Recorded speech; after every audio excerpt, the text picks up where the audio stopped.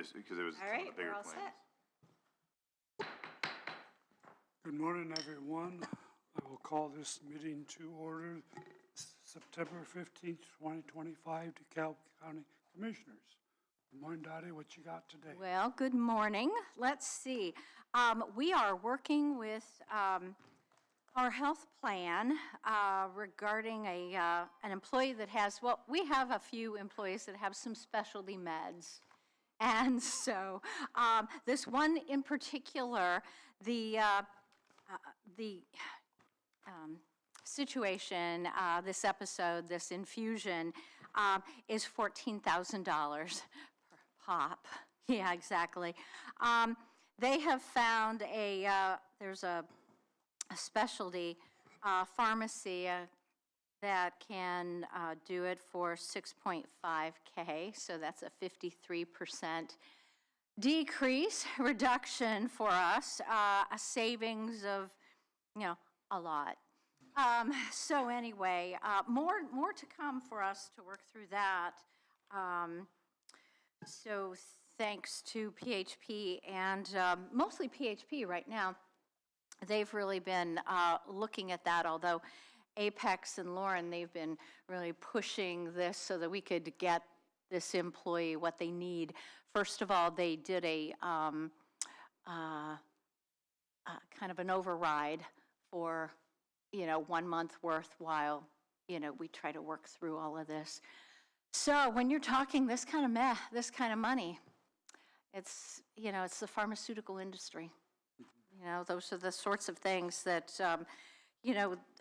this is good, that we're able to cut those costs. So moving on, of course, later we will have Apex in here. We'll talk about some of the trends and things and maybe looking at the future, what we can do to enhance some of our cost reductions and keep our employees healthy. But let's look at some work comp situations. We, in August, we had 3 cases that were closed, which was great. Well, actually, 2 of them were only record only. So there was no medical treatment, nothing went forward. However, the big one was the one in the sheriff's office that has been open since October of 22. So that one finally closed. So that's great. And that leaves only 6 currently open for us, and they're all in the sheriff's office. But, we've talked before, the risks, you've got prisoners that will bite, kick, whatever, because what do they have to lose? So anyway, yeah. Speaking of safety, move on. Last week, sent out an email to our department heads asking about some training topics that they would like for us to be able to provide to them, and maybe some department-specific things. So we're working on that with IPEP, and our next safety committee meeting will be October the 30th. So kind of keep that in mind. That'll be at 8:30 down in the basement of the 9th Street Annex. So other things that we've been working on, well, the ADA plan, we've been doing the building surveys, and thank you to our maintenance department, in particular Rick, who has just really taken a look at our buildings, the buildings that he works on. Community Corrections, Central, and Sunny Meadows, and he has helped us get the information that we need to fill out those surveys. So we have the other ones working, moving along also. And a big shout out to GIS. We had a meeting with them a little while back, and they have already finished the layers that we need on the maps. So I had a meeting last week with Jarrett and talked about a few things. We got some wonky things. We've got some sidewalks that were never there, it's like, oh, okay. Or they probably were you know, when we started this process back in 2012, and to get some overview pictures, it's like, oh, it looks like maybe there was a sidewalk there at one time, but the homeowner has gotten rid of it. And so that would be in the unincorporated Spencerville that we'd be talking about. So we're looking at that, have a meeting later on with Ben to talk in a little more detail about those, and kudos to them also. And that will need to be supplied to NDOT by the end of the month. So I think we're on track to get that information to them. Another thing working on, the maintenance director's job description, taking a look at that. Bill, Morgan, Larry, and I had a meeting a few weeks ago to talk about this, and Larry is going through his current one and then all of those other job descriptions to try to figure out, oh yeah, I do that. Oh yeah, that's something else that I do, to try to incorporate all the information that we possibly can into this facilities manager or whatever that the title ends up being. So we're moving along on that. Of course, Larry has other projects too to work on. So, and one of them is my ADA plan. So yeah, I'll cut him a little slack. The last thing that I have is really the information that the handbook policy, the most recent one, on the training, making sure everybody has a hotel room, and we've gotten really good response. Of course, I put the deadline the end of this month to get them back to me. So, and we have 3 commissioners back. So, yay, got those back. So, thank you very much. So, That'll be a record. Anyway, then, so that's what I have on that. And then Morgan probably has a little bit on hiring. Yeah, not much. Community Corrections is still looking for a part-time field officer.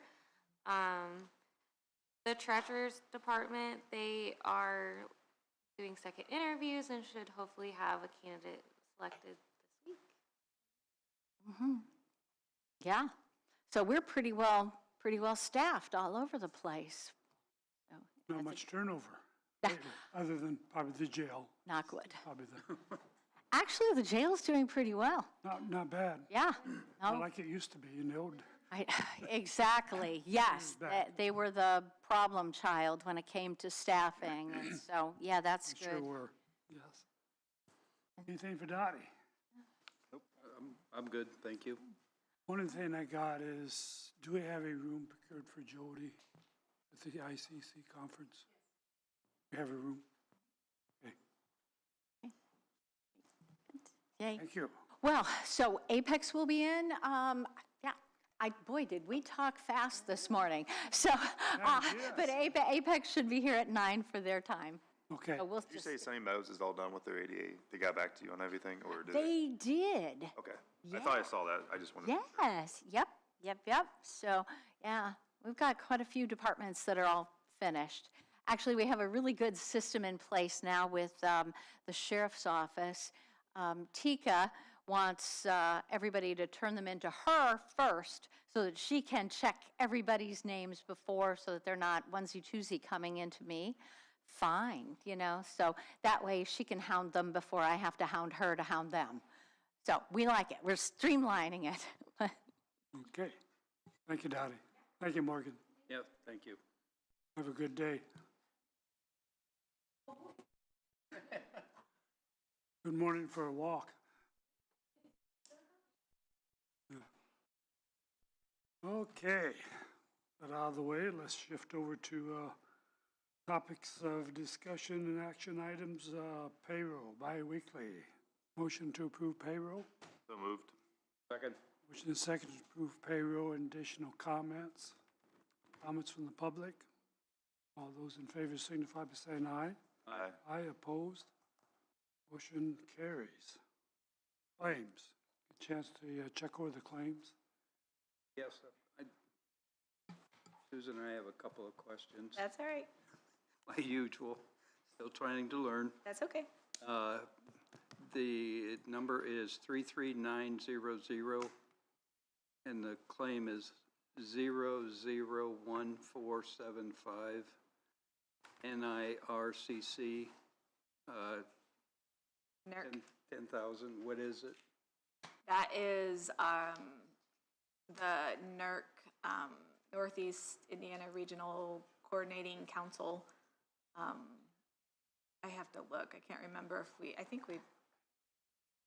I'm not sure how often we pay that. Yeah, I'm sorry.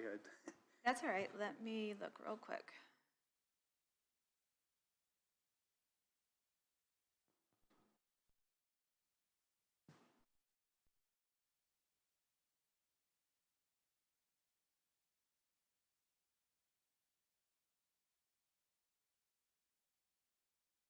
We pay that once a year. I don't know why that says testing services, because every other year. Oh, I see. It should be account 33990. I'll fix that before it gets paid. 33990. Yeah.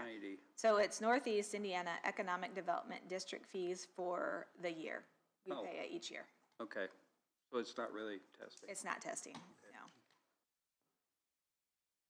no. And then the county council, which is, and the number is 001167. It's the count, it says Low Associates, Oh, Lao, was it like 42 something? 42,500. Yeah, that's getting started on the payroll timekeeping system that you guys had, the advanced time, I forget, it's advanced time something, but it's the new timekeeping system that will eventually get through the entire county. Okay, so it's a new system? Yeah. Okay. Thank you. You're welcome. Appreciate that. I was Yeah, one. curious, Susan, on the Yeah. jail, the canteen services, Yeah. why that seemed to be just half of what we normally see. It's usually around 12 grand. It was Well, let's 6 look. grand something. Was that a 2-week? I don't know. I'm gonna look it up here. It looks like it's a 2-week bill instead of the whole month, but I'm not. Yeah.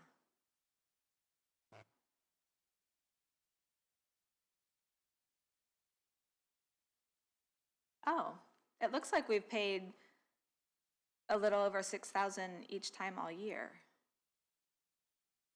Wait a minute. No. A month ago, I think it was 12, So, okay. or 2 weeks ago.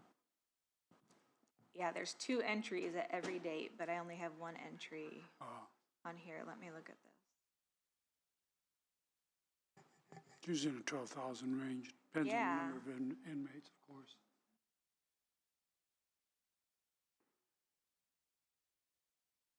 So, okay. Just for an example, one of the entries from September 2nd, so one of the, was for $6,500 and some dollars. That one happened to be for about 1,800 meals and 56 snacks. So the one that just got turned in was for 63 snacks and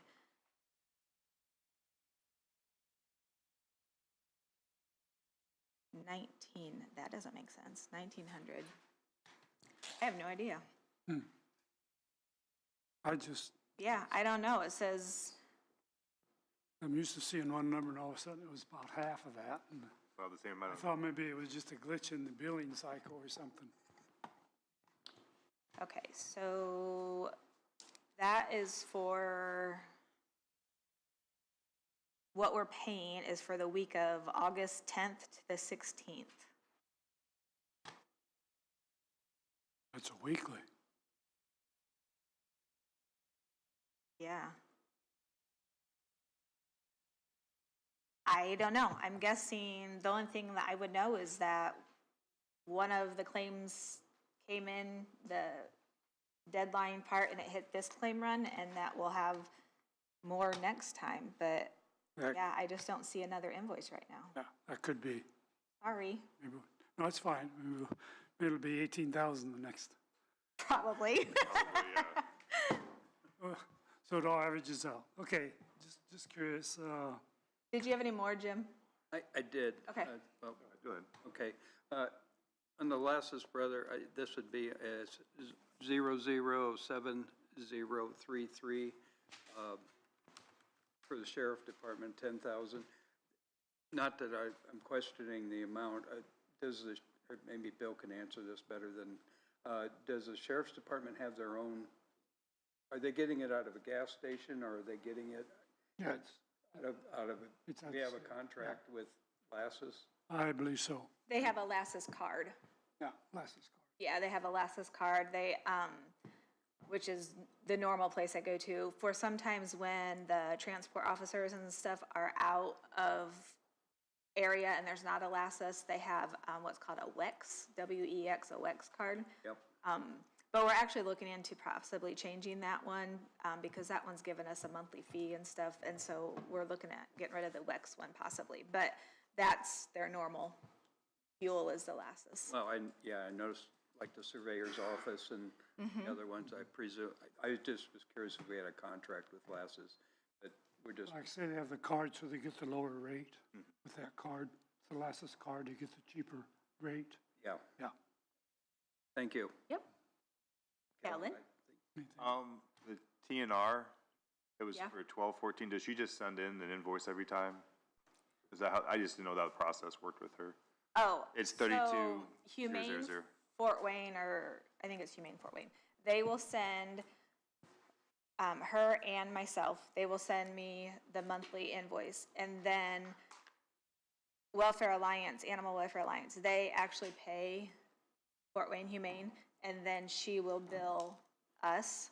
So I have both her invoice and the Fort Wayne Humane that I can match together, and then we pay Animal. Okay. So it's just, as they do the cats. As they do will- it and bill it out, yep. Go ahead. Have a motion and a second. Excuse me. I make a motion to approve the claims as presented. I'll second. A motion and a second. Additional comments? Comments from the public? All those in favor signify by saying aye. Aye. Aye. Opposed? Motion carries. And one more thing on the claims. Mm-hmm. Susan and I have been talking about, we're starting to look at Sunny Meadows. I know we're not an update with Sunny Meadows, but we're looking at some of the contracts that we're having out there with Sunny Meadows that we're tracking down. So as we transition into closing it down, we're looking at some of those contracts. So some of those might be dropping off and seeing where we can step up and take those things over, so. Or if you need me to send termination notices or something. Well, we're trying to find the contracts right now, so. Seeing, I just there might just be happened- arrangements or agreements that we just have to deal with, so we're kind of working on that, Yeah. so. If you need anything, I can shoot out a letter. Perfect. Okay, moving on to minutes. I would so move that we accept the minutes as presented. I'll second. A motion and a second to approve minutes. Additional comments? Comments from the public? All those in favor signify by saying aye. Aye. Opposed? Minutes are approved. Sunny Meadows residents. Talk about that then, so. Hey, you can do that again. Yes. 1 second though. I didn't have Tyler actually on there, so I don't know if this one will take quite a discussion and if you wanted to do his ordinances first, or if you want to start here. I don't care either way, I just wanted to let you know because I saw him come in. Sorry. Oh, I see, he's on. Yeah, let's get him up here and let's do that.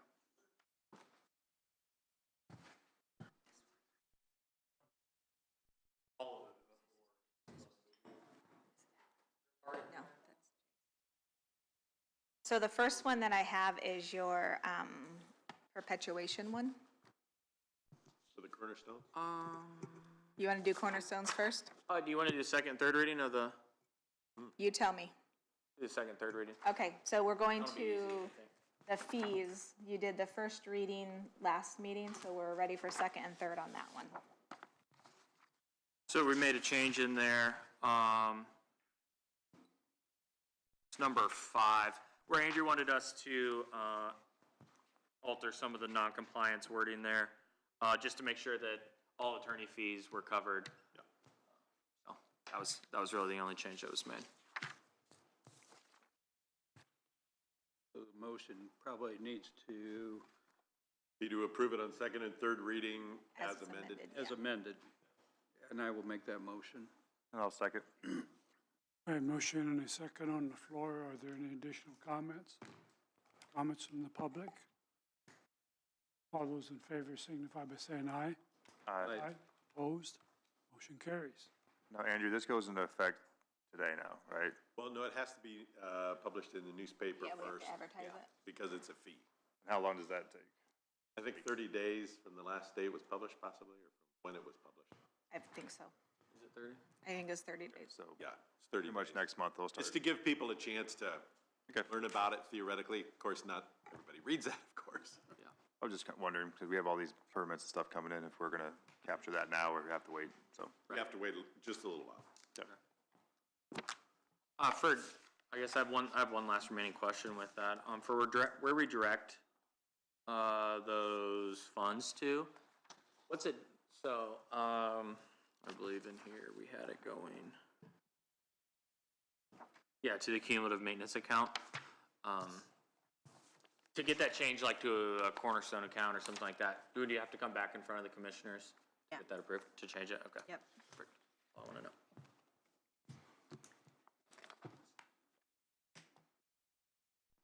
Next up, what I have is a new ordinance I want to bring to the commissioners for our cornerstone perpetuation. As part of the surveyor's duties, 5% of our section corners throughout the county need to be perpetuated each year. So that's something we're trying to get ahead of, something that's been kind of put on the back burner for the last several years. So we're trying to get compliant with the state's requirements and get that taken care of. So one way we're going to do that is through this cornerstone perpetuation ordinance. For all new development that comes in, if the cornerstone is located within the development or is utilized in the surveying and engineering of the development, that it needs to be perpetuated by their licensed surveyor that they hire. So that would apply to any replats, subdivisions, development plans that come through the office. So this ordinance would then be sent to the cities and towns that have their own development control districts, and we'll work with them so that we ensure all plans are routed through us. We can check. We can check through those to make sure that they are all handled appropriately. So we put in some limits in there. So cornerstones can be pretty fluctuating on cost. They can be pretty easy and around $300 for a corner, up to several $1,000s if it's an obliterated corner and the original location was lost and it takes a lot of survey work to reestablish. The amount of unverified corners that we have in the county does not make that any easier. So we have several areas throughout the county that have what we call red corners, which means they're not verified. There's no coordinates on them. So those are not usable by surveyors right now. So they have to find a good corner. So this is one way that we thought we could advance some of that and get some return on these developments that are going on within the county. So they'll have two options for funding that. They can use their licensed surveyor, which is what I anticipate several developments will do. They're already on site doing the survey work. They can locate any of the corners and perpetuate them. That will all need to be submitted for approval to our office. Right now, for our Cornerstone program, we work with D.A. Brown, as our program coordinator, because we do not currently have a licensed surveyor in our office, because Glenn is not a licensed surveyor. So in order to perpetuate those corners, you have to be a licensed surveyor. So it'll be submitted, and D.A. Brown will review those submissions for us and verify if it's a usable information and usable corner. The other option is that they can just opt for us to send one of our contractors there to perpetuate the corner. And we gave a limit on that not to exceed $5,000 in case it is an obliterated corner and it takes a lot of work. We want to put a cap there so the developer doesn't feel like they're going to get stuck with some outrageous bill for no reason. So up to that $5,000 mark, and if it goes beyond that because it's a really difficult corner, then that would go into our cornerstone perpetuation fund. We would cover the rest of that cost. And that's on a per corner basis. So some larger developments could have more than one corner. Some could have none that need perpetuated. So, and our one thing that we had changed here when Andrew looked through this ordinance was about the fine. It wasn't intended to be a fine. It was more if this is ignored through a plan and approval process, that we will go conduct the perpetuation of the corner and then submit that expense to the contractor or person responsible for it, and that is up to not to exceed $10,000 per corner. So that way, if they don't do it, they choose to be negligent and come into accordance with the ordinance, then we can go still establish those corners. And But instead of a cap of 5,000, it's a cap of 10. yep, cap of 10,000. So we're not going to be as quick to pick up the rest of the bill for them there if they're not willing to be compliant with us. So it should give them. Because it's not a fine, it doesn't have to be capped by the whatever the $2,500. Yep, that's exactly right. Yeah, it's not really meant to be a fine. It's a service that's being provided. They're just responsible for the cost. Okay. Questions, comments? I think it's a great idea to go forward. The surveys are already out there. They're doing a lot of this work anyways. You gotta go off these corners. So it does two things in my opinion. One, it makes the projects verify these corners, and it also makes sure that the surveyor's office is taking these corners and verifying them into the system. Because there was some discussion that sometimes they were getting sent in and nothing was happening at the surveyor's office with them, and then it was just being dropped. And so this is putting it kind of on both sides of the table here to make sure that they're both being held accountable for these corners to be established and rectified. So my only question is, if DB Brown does the survey, who do you have backup that's going to verify their work? So we have three firms right now that are working with us on the Cornerstone project. There's Dabeck, there's EVI, which is ran by Mark Strong, who was a surveyor for the county previously, and then Foresight, who is coordinating Allen County's Cornerstone Perpetuation Program. So Allen County just got a similar program up and running to try to get up to date on their cornerstones, and Foresight is doing that. And so the way the state law works is you have to offer it to a licensed surveyor who resides in your county first. Then you can offer outside of your county. And so D.A. Brown is one of the only licensed surveyors that resides in DeKalb County, and they were happy to jump on board and do it, and something they have a strong passion for. And so it's been really good working with them so far, and Glenn and I have learned a lot from them, and Okay. they're excited about getting it done. If I could ask, just for the public that might be listening, in the word perpetuate, can you give just like a short little definition of that? Yeah, perpetuate's where we're going to go out. We're going to verify that corner, make sure there is a monument or a marker of some sort there. We plan to try to get Harrison markers at a substantial amount of the corners. Obviously, that adds cost, which is always an issue with these type of things. So we also get coordinates on that. So this licensed surveyor will GPS the location of the corner. It will get uploaded into a public database that all licensed surveyors will have access to. We're currently working with the GIS department on how that will all be submitted. So everything gets submitted to DA Brown to review, right, from EVI and from Foresight, and then they are working with the GIS department on how they want that data transferred, what kind of files work best.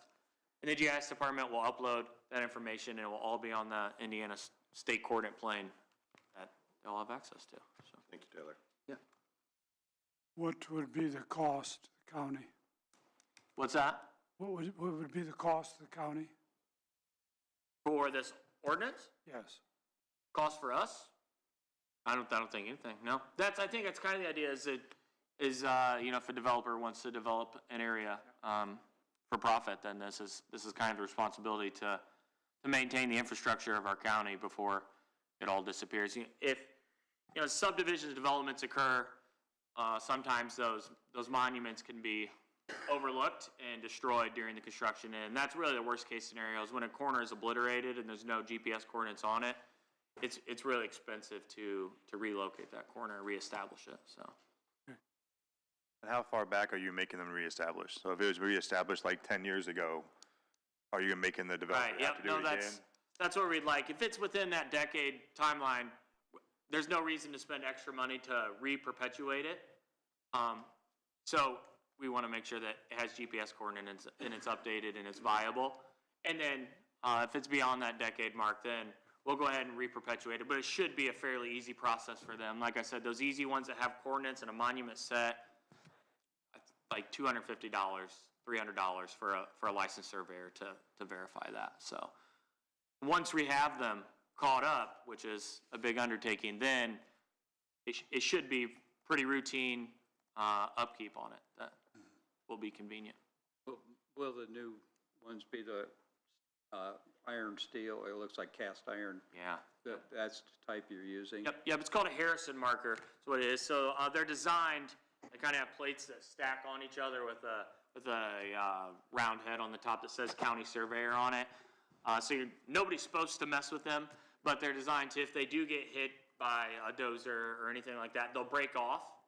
So the top will break off, but the bottom will remain in place. So that way it's still locatable in the ground. So that's the idea. They're typically between 18 inches to 36 inches in height. And there's different styles. We just placed an order for several of them to be utilized as part of our program that we have going. So the monuments themselves will be charged to the That'll be part of that. department? That'll be part of that cost. We'll also try to have an inventory of them. This Yep. is needed. Well, that way there's consistency if nothing else. And Andrew, you're okay with the ordinance as presented? Yes. Okay. Ready to motion? First reading? I'll make the motion. I'll second. A motion and second on the first reading. Any additional comments? Comments from the public? All those in favor signify by saying aye. Aye. Aye, oppose, motion carries. I have. Yep.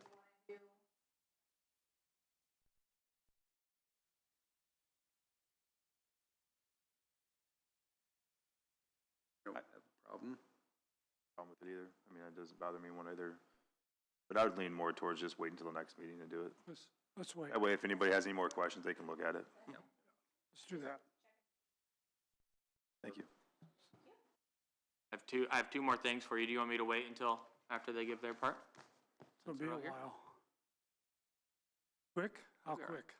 quick? Not that quick, I don't think. Not that quick. I'll wait for them to go, and then I can come back up. We got them 5 minutes late now. Let's get them in there. Okay, Thank you, Tyler. yeah. Apex. You are up.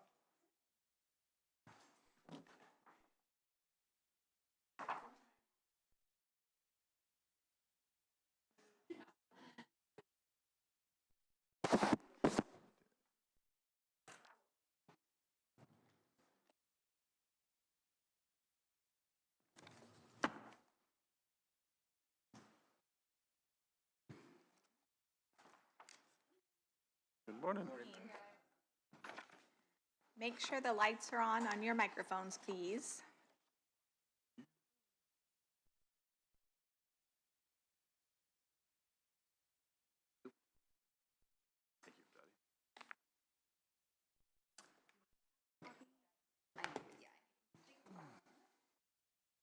Thank you very much.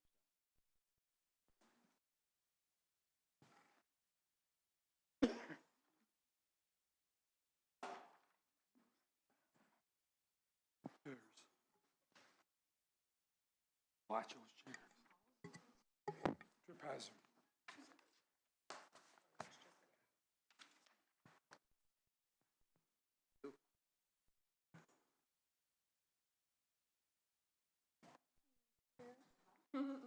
We got a couple of those.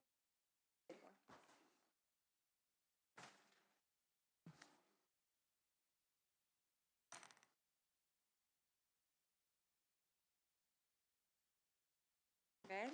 All right, good morning, everybody. Good morning. Morning. How are you? Good.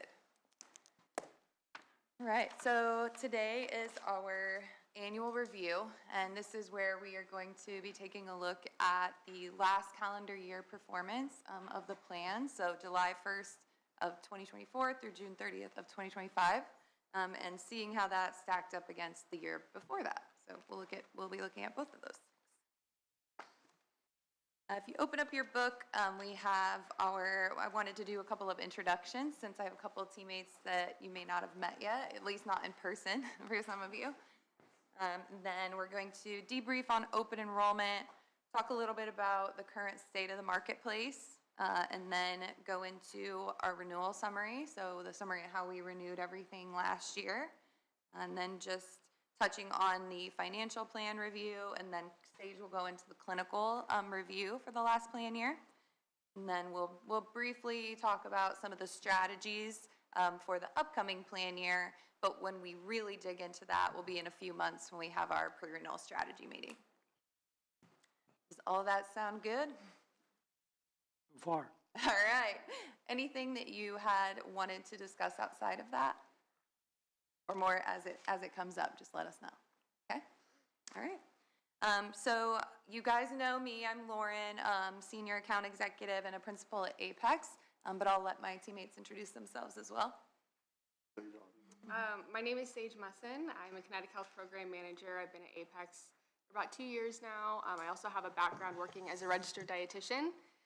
So I look at your guys' clinical data, claims, and then we use that for renewals and negotiations.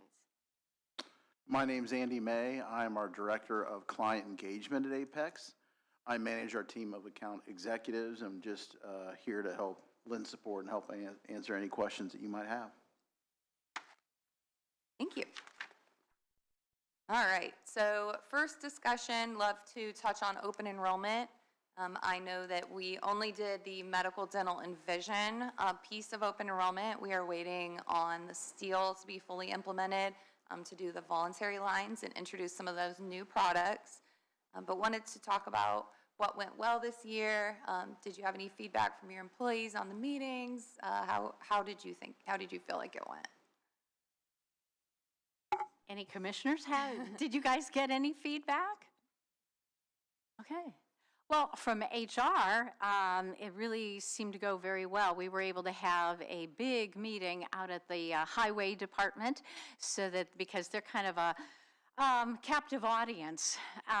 Unfortunately, I wish that we could do the same with central communications or with the sheriff's office, but as you know, they work 24/7 and they have umpteen people on each shift, so it's hard to get one. So I think we had plenty of open meeting times to capture just about everybody to come in for a meeting and to get their information so that then they could make their educated decision what they wanted to enroll in. Great. Is there anything that we could have done better or enhanced, or anything that you would have liked to see outside of what was done, knowing that we have some enhancements coming down the pike with STEEL being able to enroll?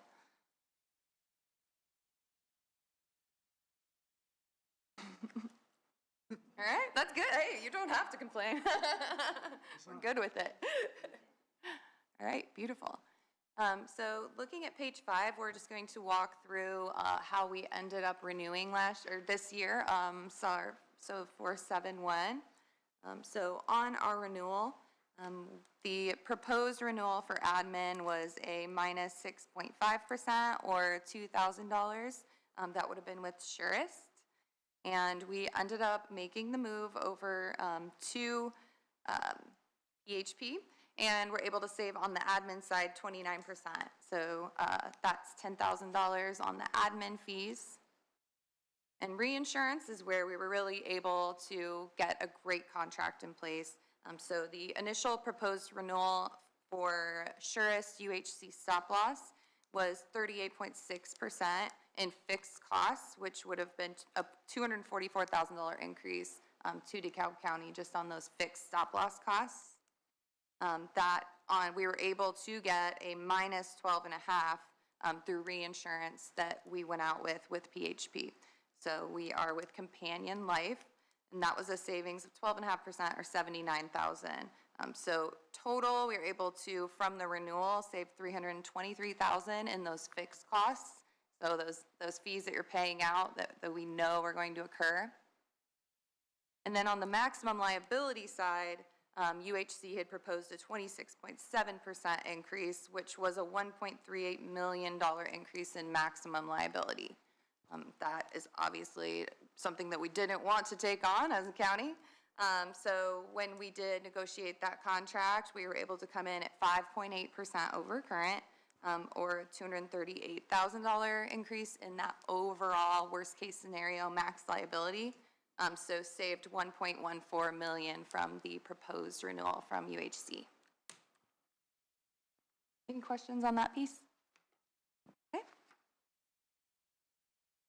On the pharmacy side, we were with Optum, which was the surest preferred PBM. We were not able to move to a carved out or external pharmacy benefit manager, which is what that PBM stands for.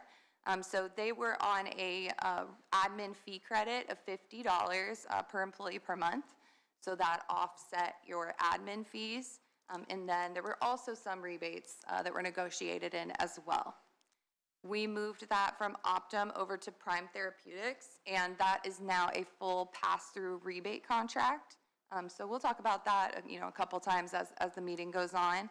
But rather than getting that immediate credit, we're gathering all the rebates that your pharmacy benefits are earning, and it's going back to DeKalb County. So that contract was negotiated by Innovative RX, which is owned by Apex. So we know that we have a really strong contract in place with pharmacy, and we're looking forward to seeing how that's impacting the plan in this next year. That $50 administration fee, is that part of the $323,000 that you fixed cost that we saved? So that would have been part of it on the admin side, not on the stop loss side. So when we look at it's the administration piece up there. Yeah, well, you said there was $323K in fixed cost savings. Is that part of that fixed cost savings? Is the administration fee of the $50? No. Okay. On the organ transplant side, that is a fully insured policy. So if you did have an organ transplant on the plan, you wouldn't pay those claims. They would run through that fully insured policy. Previously, Surest did not allow us to put in that organ transplant policy, but we were able to get that in place with PHP. So that is going to cost us $33,000 per year. However, if there is an organ transplant that's the plan, again, there would be no cost to the plan. It would go all through that policy.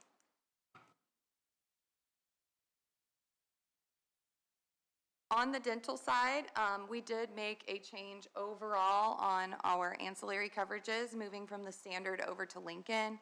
We were having significant billing issues, significant service issues with the standard. So we took their renewal and we went out to market and made that change over to Lincoln. Dental was originally proposed a 22% increase or $29,000 to your employees. And with Lincoln, we were able to get to a -5, so an overall $7,000 savings for your employees on the dental side. And then vision, the renewal was coming in at 9.7% over current. We landed with Lincoln at 7.9% over current. So similar to the renewal, but saved a little bit. Life insurance, we saved on the basic life side 8% or $465 savings for the county. And then on the voluntary life insurance, they matched the rates. Lincoln matched the rates, so no changes to the employees. No changes to the self-funded short-term disability administrative costs. And then on the long-term disability side, that was a proposed 45% increase or $2,000. With Lincoln, it landed at a -10%. We do have accident, critical illness, and hospital indemnity that will be going into place when we do that voluntary open enrollment. So once we have those enrollers ready and everything's set up, we will be enrolling in those products.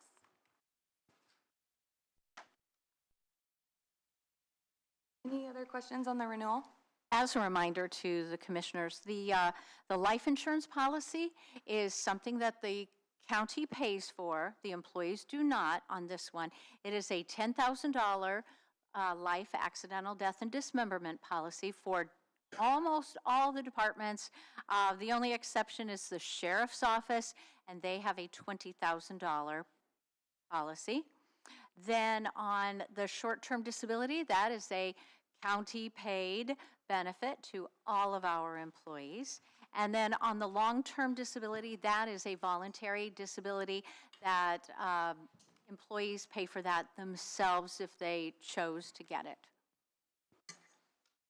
Thank you, Dottie. Wanted to touch on the marketplace and what is coming up, what we're looking for the next year, just in general in the market. You should have a one-pager that shows the One Big Beautiful Bill Act. Essentially, we just wanted to discuss about trend. So this is a bulletin that went out from Apex, but there is an expectation that medical costs will go up, trend up 8.5% in 2026. This is starting to go up from when we were in COVID. That trend had kind of flattened out a little bit, but we are seeing it expect to go up.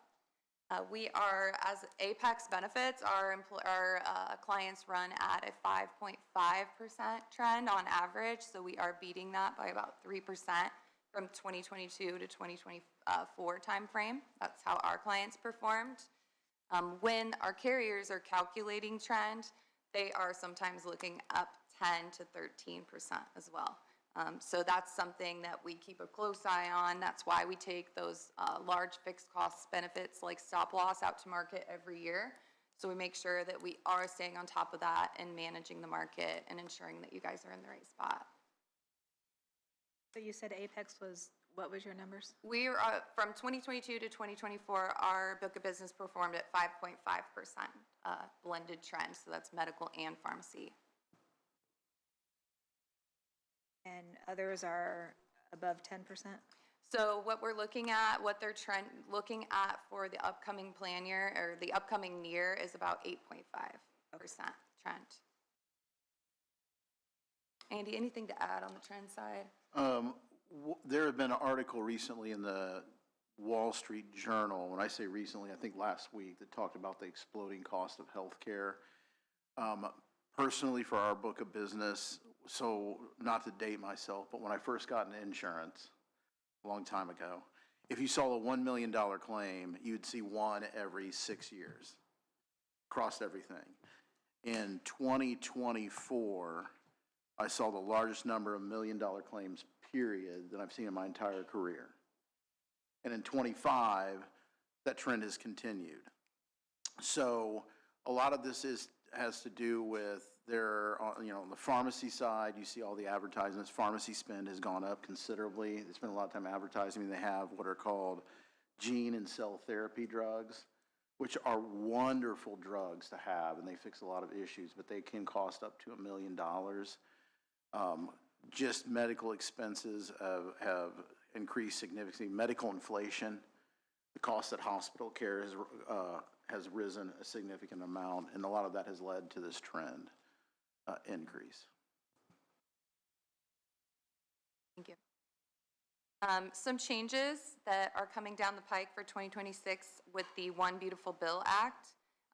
Previously, if you had a direct primary care arrangement, you were not able to cover that with HSA. You're not able to make HSA contributions if you had that arrangement set up, if you were on a high deductible health plan or an HSA plan. The reason for that is that they were looking at that direct primary care arrangement as first dollar coverage, which is not allowable for the IRS on an HSA account. So that has changed. As long as your direct primary care fees are $150 or less per month, or $300 or less per month for a family, you can still make HSA contributions and you're still eligible to do so. So I actually had this come up several times because some employees prefer to have that direct primary care relationship. They pay a fee to their physician and they're able to see them as many times as they want. They have that more established relationship. If you've ever heard of direct care in Fort Wayne, they do that where you pay a fee, a monthly fee, rather than paying to actually go and pay for the visit. So that's something that is now going to be allowable under a high deductible plan to make those HSA contributions. Question? Yeah. Actually, two. So when does this, is this already taken effect? It's 1/1/26. Okay. Second question. It says the $150, that is just a person that is an employee. The $300 for family, is that, if it's just a husband and wife, that's That is considered still a family. Yes, any dependent tier would be considered a family. Great question. Okay. Thank you. No, that's a very good question. They also have permanently extended the telehealth exception for high deductible health plans. So you can have a telehealth visit under the high deductible plan right away at no cost. Previously, again, if you did have a telehealth visit, you had to pay the full cost of the visit until you got to the IRS minimum deductible.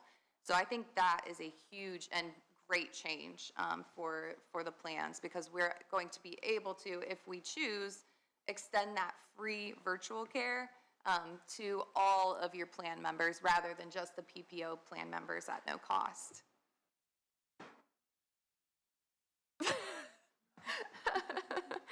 I was like, is somebody crawling? It's fine. I love it. It will also allow employers to help pay employees student loans to adjust for the cost of living. So that was previously capped at $5,250. There is also going to be a new account type, a new tax sheltered account type called a Trump account. That is going to allow employees to contribute $5,000 per child and employers to contribute up to $2,500. Essentially how that works is like a Roth IRA. So you'll be able to deposit after-tax funds into this account. After the child turns 18, they're able to utilize that for several purposes. Things like any type of student activities, so student loans, tuition, and there are several other things in that. First-time home buyer, there are first-time home buyer exceptions.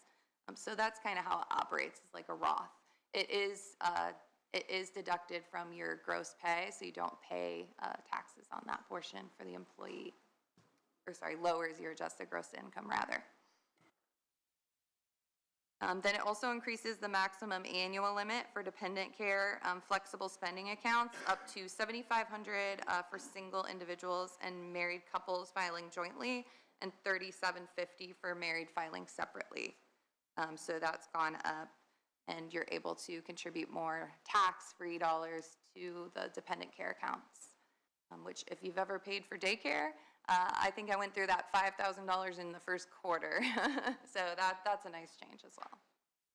For the commissioners, we do not have a flexible spending account for dependent care, nor do we have that for our health care, because we have a health savings account.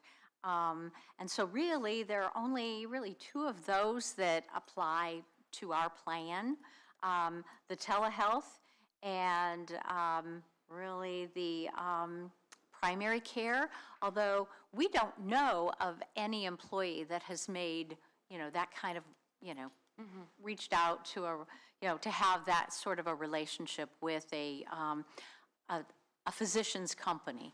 So it might apply to us. There may be an employee out there that has that, but we don't know of one.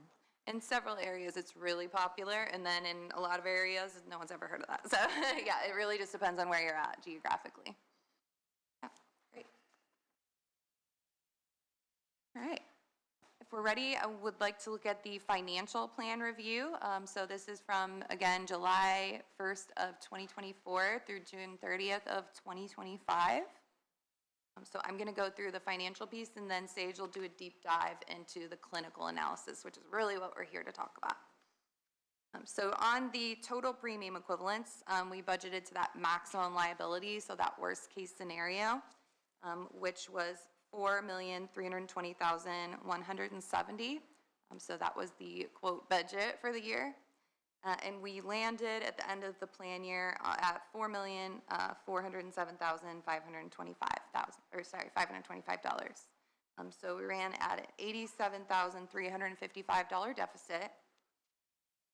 We will be looking at, since we do budget to maximum liability, there is the potential of having an aggregate reimbursement to the plan, since we did go over that.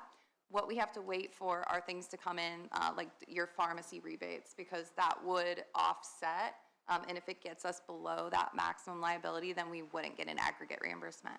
So we wait on the rebates, then they will tell us how much they think that we deserve back, and then we'll have our actuarial team validate that.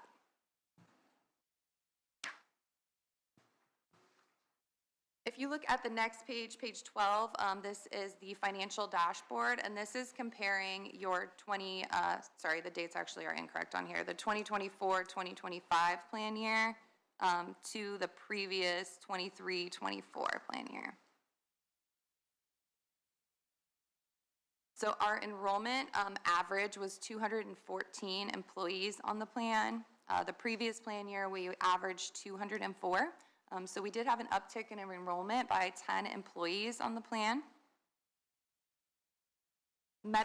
Gross medical claims, so all the claims that were paid on the medical side ended at $2.68 million, and that was 67% of your total spent. The prior year, we landed at $2.7 million, and the total spend was, the medical was 74% of your total spend. So this is where we're starting to see that pharmacy is going up.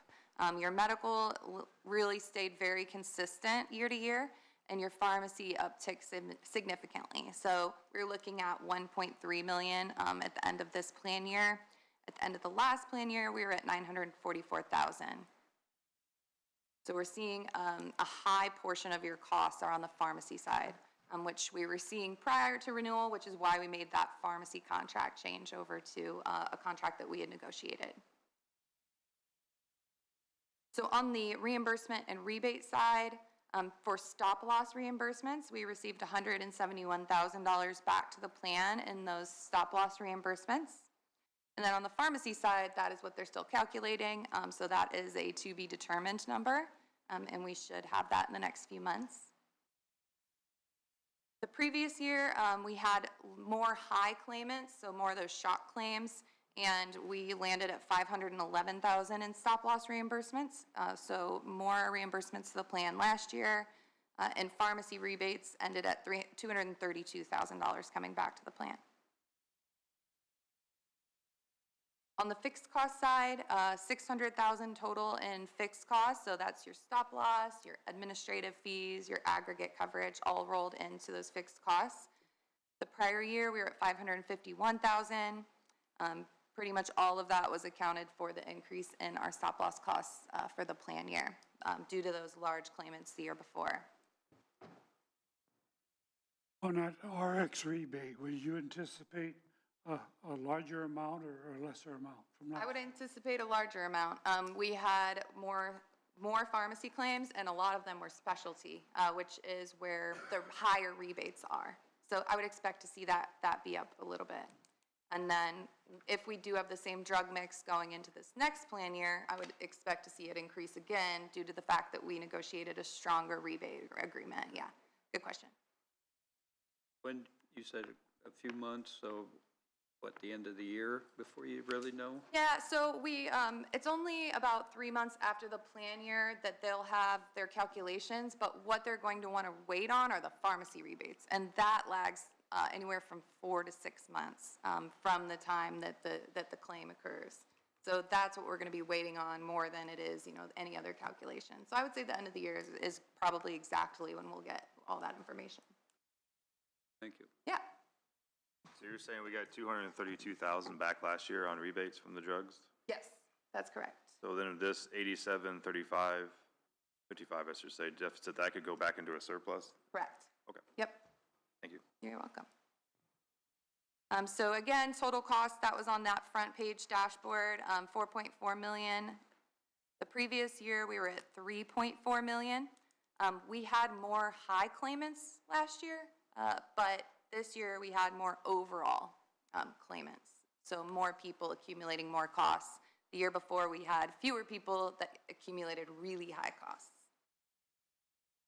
Then on the premium equivalent side, against maximum liability, this year we were set at 4.32 million. The year before, we were at 3.2. So currently at an $87,000 deficit. The year prior, we ended at a $290,000 deficit.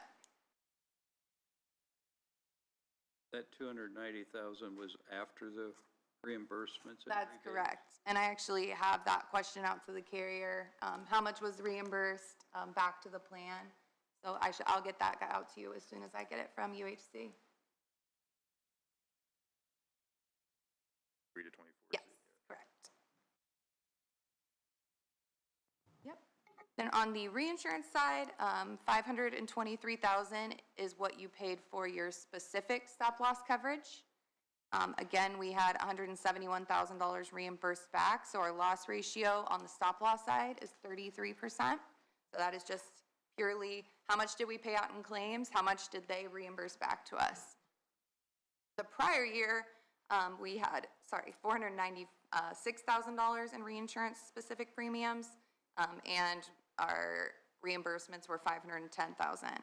So we actually made more than we paid out in premiums for the 23-24 plan year, and we ran at 103% loss ratio, which is why we took that large increase last year on the stop loss coverage side.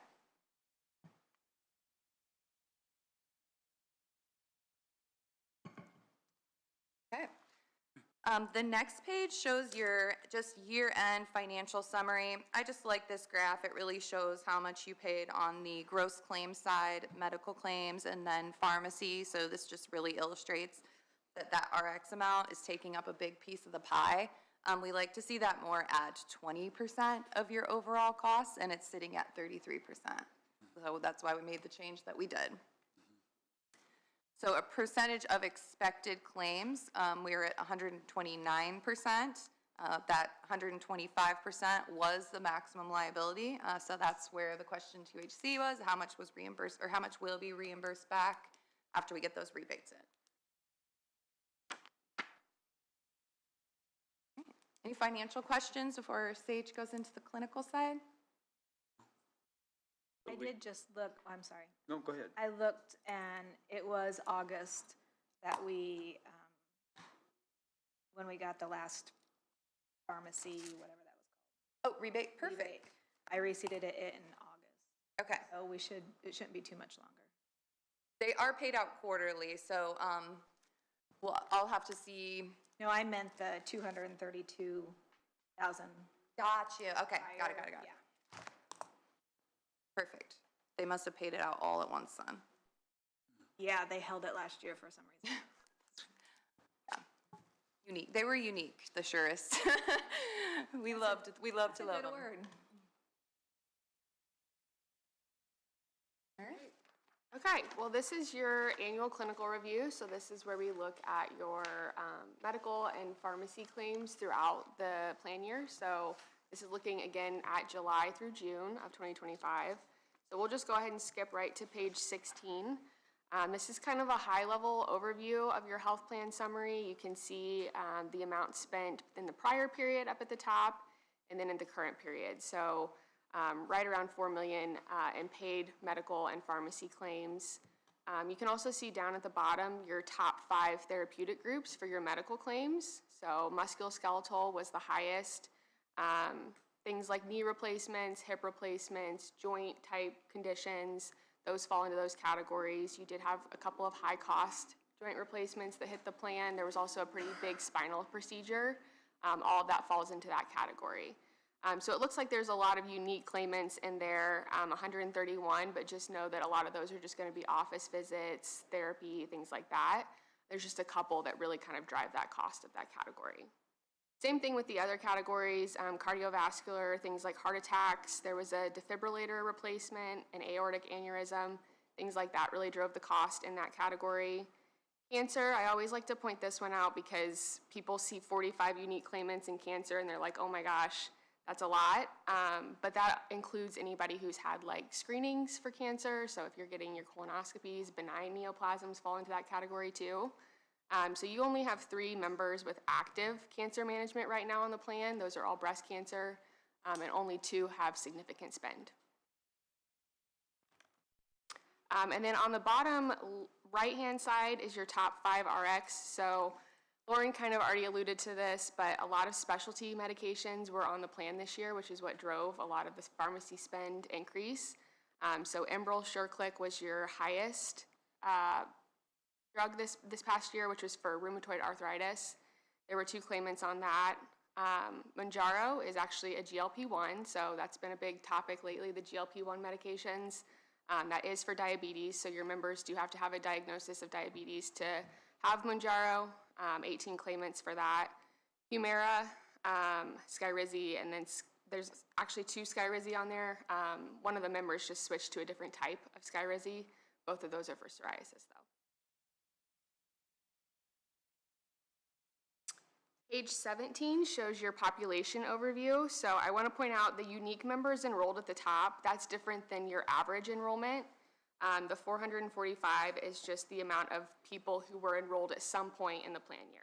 So you had 445 people enrolled at some point. That includes all what we call belly buttons on the plan. So your employees, your spouses, and your dependents, everybody. Your average member age is 43. And then your average employee age is 45. So I don't want to say it's like a young number because it's what we want. It's around the time that people could be getting, serious diagnoses. We want them to be seeing their PCP. But overall, I wouldn't say that, that age risk is a super high risk for the plan. And then It is a high risk or is not? I would say it's not a high risk, no. Okay. If we saw a little bit higher, then we would be a little bit more concerned. But still, definitely an age that we want to be encouraging your people to go to the doctor, get those screenings done, because that's when we could see those big diagnoses hit. So. And then from there, you can just see members of your age group, male versus female enrollment. You guys are pretty much split 50-50 there. Coverage tier breakdown, so how many people are on the plan as just an employee versus employee children, employee spouse, and so forth. But yeah, that's kind of your population overview. Page 18 is your paid claims trend. So this is looking at medical and RX. You can see the spend throughout each month of the plan year. October of 2024 was your highest spend. There was the spinal surgery that hit. The defibrillator also hit that month. And then there were some injections for a diagnosis that also hit. So that kind of drove that cost that month. April of 2025 was not far behind.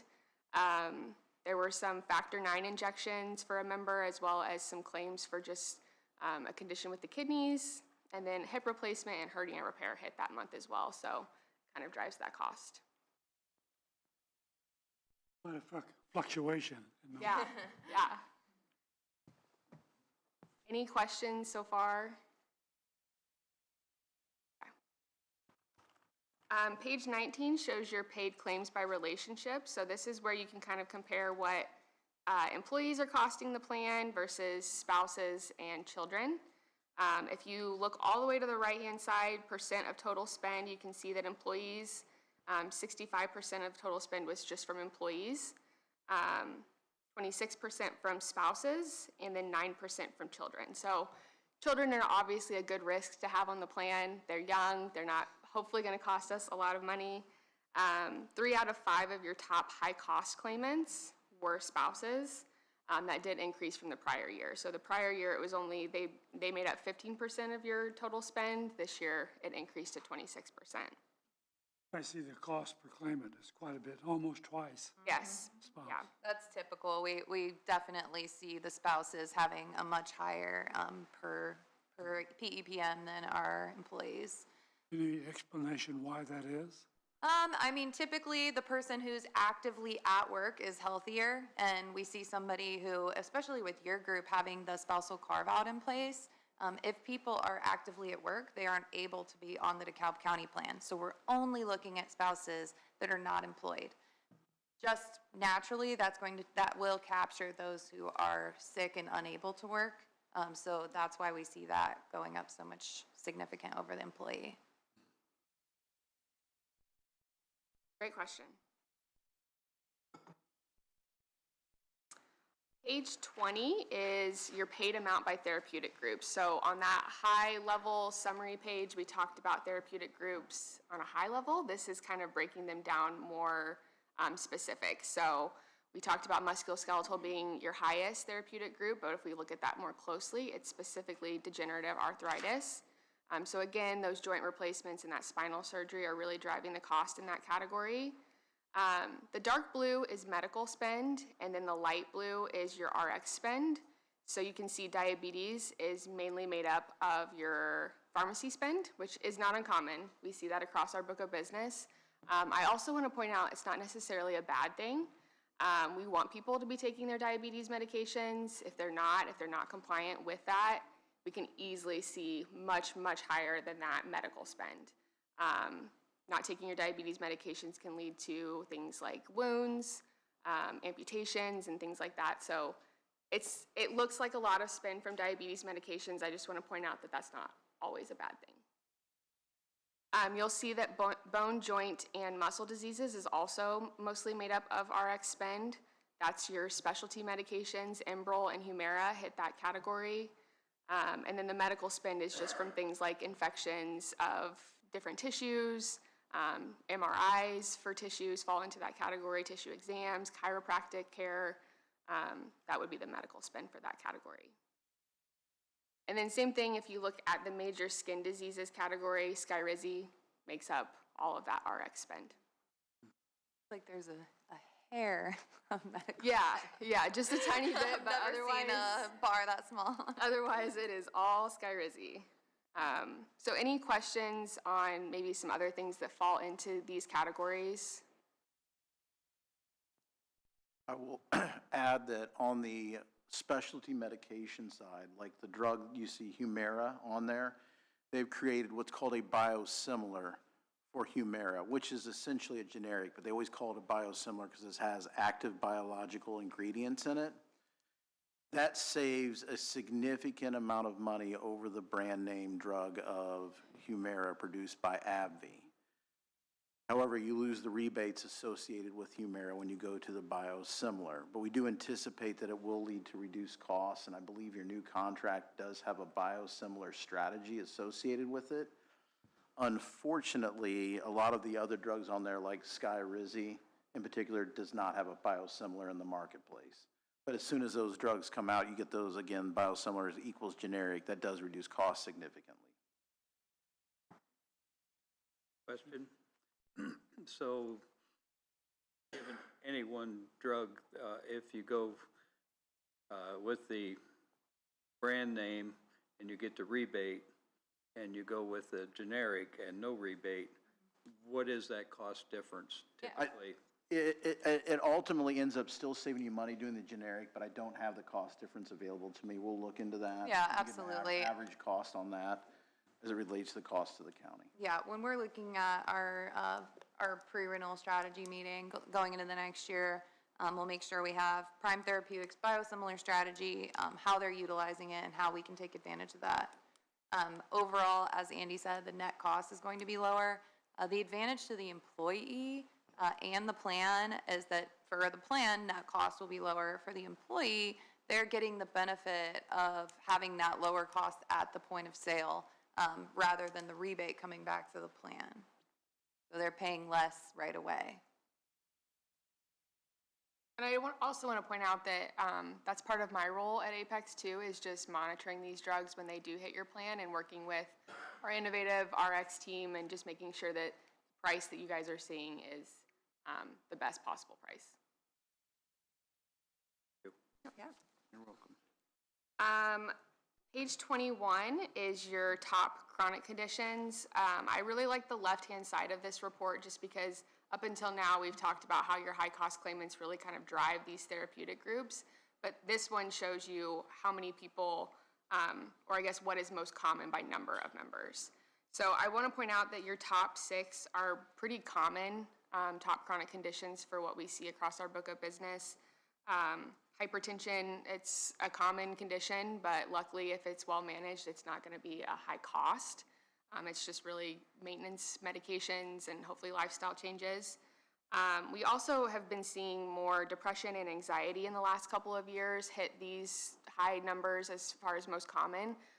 Again, not a bad thing because it shows that people are more comfortable getting care for mental health conditions and hopefully are seeing their PCP and having medications to manage it if not. Sometimes if it's not well managed, then we're seeing inpatient care for that, and that can be high cost too. So again, not a bad thing that people are getting seen for mental health. And then on the left-hand side, or sorry, the right-hand side, you can also see your top chronic conditions by per member per month. But again, this is highly influenced by your high-cost claimants and then also those medications.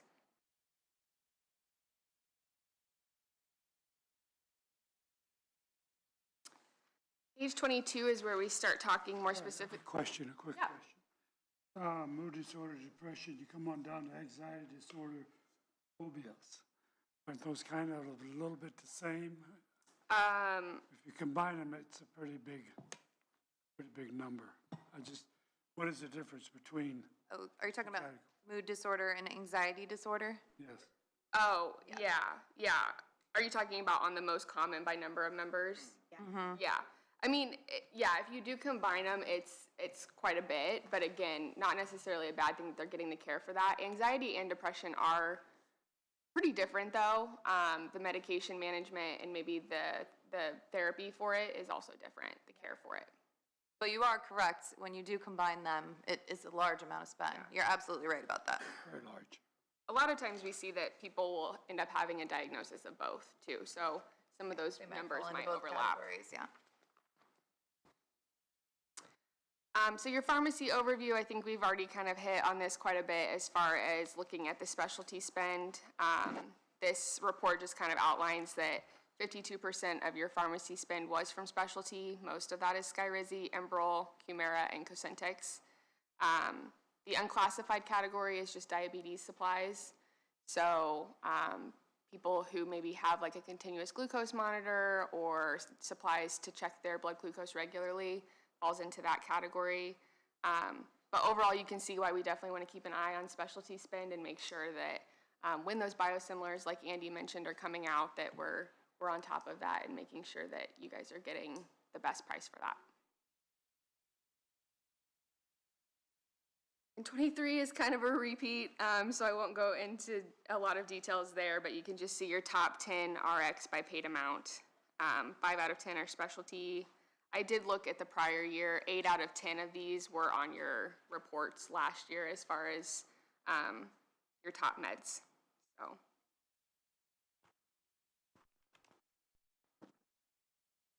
Page 24 is your medical spend by encounter type. So you can just see the amount spent for outpatient care, inpatient care. Emergency care is something that we really like to look at, just make sure that your members are educated on when the ER is appropriate to be using. I did look at your top diagnoses categories for ER claims. Top was chest pain, which I would say is definitely indicative of an ER visit.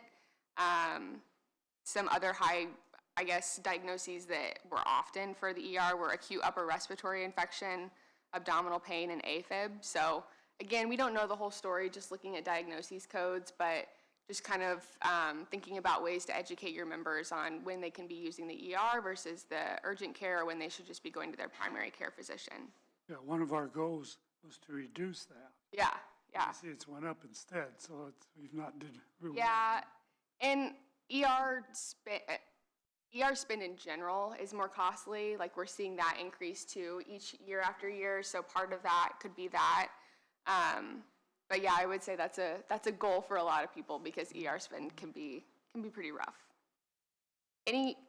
Go ahead. I was just gonna say, any other questions on this page? Yeah, the home domicile, that's a significant increase. Well, number one, can you explain what that home domicile is? And number two, do you have a reason why that's basically 3 times as high? Yeah, so that's a great question, and I did go back and look compared to your prior period, and really it just comes down to more claims fell into that category. So there were claims for obstructive sleep apnea, so maybe some people had some therapeutic care that was done at their home for that diagnosis. There was some ileostomy care, which has to do with an abdominal diagnosis and care, pretty extensive care that you have to do for that. That's usually done at the home. There is some claims for developmental disorders of speech and language, which was for a child. So that was also therapy done at the home. So it really just comes down to there were just overall more claims that fell into that category this year compared to prior years.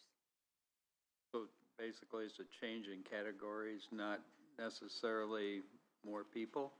Well, it is an increase in claims that fell into that category.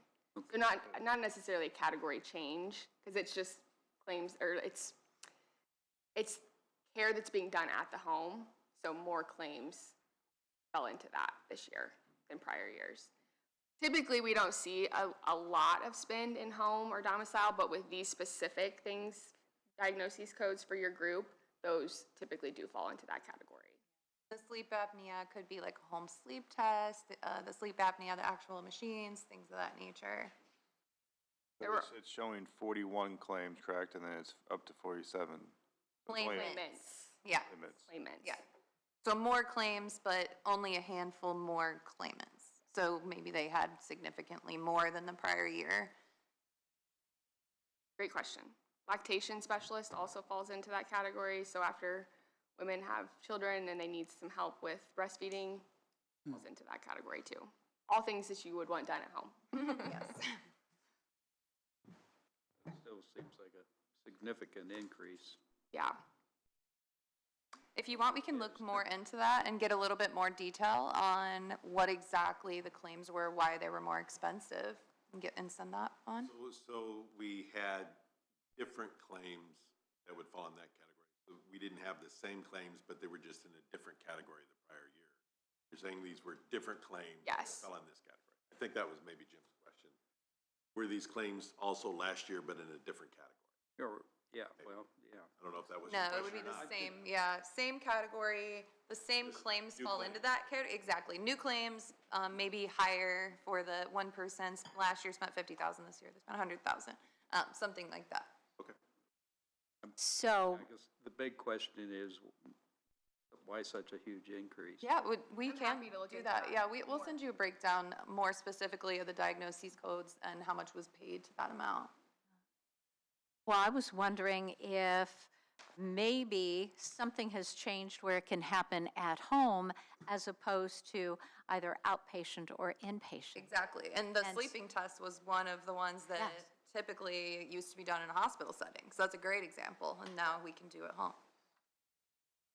One thing that comes to my mind is a telehealth meeting. Does that count as home or domicile? Telemedicine is a different. Got its own category. Got its own Yeah. category. That's a great yeah. question. It is a good though. question. Well, I did a couple of telemeetings with a nutritionist, and I didn't know if that fell into home, because I could do it from home, or if that fell into telehealth, and maybe it would be telehealth. Most likely telehealth. Okay. Yep. Those are also, the telehealth are much, much lower cost too, so that wouldn't accumulate like some of the services done in the home. Okay. Yeah, but it's a good question. Yeah, it's good. Yeah, because take a look at that. We had, last year we had 61 claimants for 23,700, whereas then the following year it was 83 claimants with only, 20,000. Yep. So, it was more people, but it was actually less cost for the telehealth. Yeah, and that's something that I'd really like to push again when we do that Steel open enrollment is the no-cost telehealth that we have with PHP to make sure it's through Parkview. So we want to make sure that employees are utilizing that, particularly over the winter, cold, flu, sinus infection season. That can be a great way to increase your employees' satisfaction with not having to go to the doctor in person and also help us keep spend down. is this maybe a good time, if the county were to enter into some sort of a clinic situation, well, how would, I mean, is it possible to figure out how that would affect these numbers here? So it's hard to determine the ROI of a clinic, but I'm sure that Jim would love to talk about that. Do you want to chat? Do you want to talk about Parkview Clinic at all? We have about 5, just so you know, we have about 5 minutes and then we'll have to break for the pledge. Okay, so I think that we'll probably move that into our pre-renewal strategy meeting if that works for everyone. That'd be something that we would employ or deploy as a strategy for the upcoming plan year anyway. So I think that's a good point. Okay, I will hurry. Page 25, I did want to point this out. So this is looking at your annual preventive screenings. The green is the percentage of your members who had an annual preventive visit, and then the yellow is no preventive visit. I do know that you guys do on-site biometric screenings with Parkview, so that's not going to be taken into this number. But I also wanted to point out that just looking at your prior period compared to these numbers, last year you had 34% who did not have an annual preventive visit. And I know that you kind of rolled out a formal wellness program in 2025 that's going to be continuing, or we're going to talk about it for 2026. And so I do think that made a huge difference, because to see over 10% increase in preventive screenings in a single year is wonderful, and not something I see a lot. So I did want to point that out. Yeah, and that 10% doesn't even take into account the additional people who attended the biometric screenings. So the wellness program had a really nice impact on employees going out and getting those screenings. The feedback at open enrollment was very positive about it. There, specifically the highway department, we had a good laugh because they said that none of them had anything wrong with them until they had their wellness screening. So yeah, we joked about that. But it is important that we're bringing these conditions and these things to light so that your employees are treating them before they're a high claim and a shock claim to the plan. So I think that was a great program that you all put in place for your employees. Lastly, these last couple of pages just kind of highlight your high-cost claimants. We've talked quite a bit about each of these members already. But I do want to talk about this clinical dashboard on page 27. So this is based off of your monthly clinical report. So that's the report that I'm working on each month that shows anybody who's had 10,000 spend in a month, and we just kind of monitor them from there. So at the end of your plan year, you ended with 10 high-risk members. So these are members that we would anticipate to see ongoing claims from because of their diagnosis or their condition. 6 are medium risk. So these are things that we anticipate might see more claims from, but we don't know for sure, and we'll just kind of keep an eye on them. And then low risk, 27. So that's great. We want to see more low risk members. Those are going to be things like joint replacements. That shouldn't be an ongoing risk to the plan. Pregnancies, that should be kind of one and done. So that's kind of where we ended for the year. 28 and 29 just kind of show you those high risk members. Obviously no PHI there, and then also medium risk members.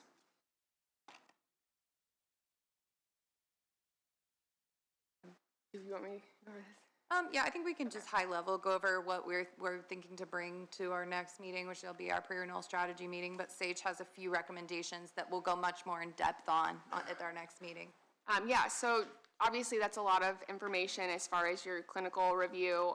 So some recommendations we have are, first of all, our second opinion program. This is a program that's unique to Apex.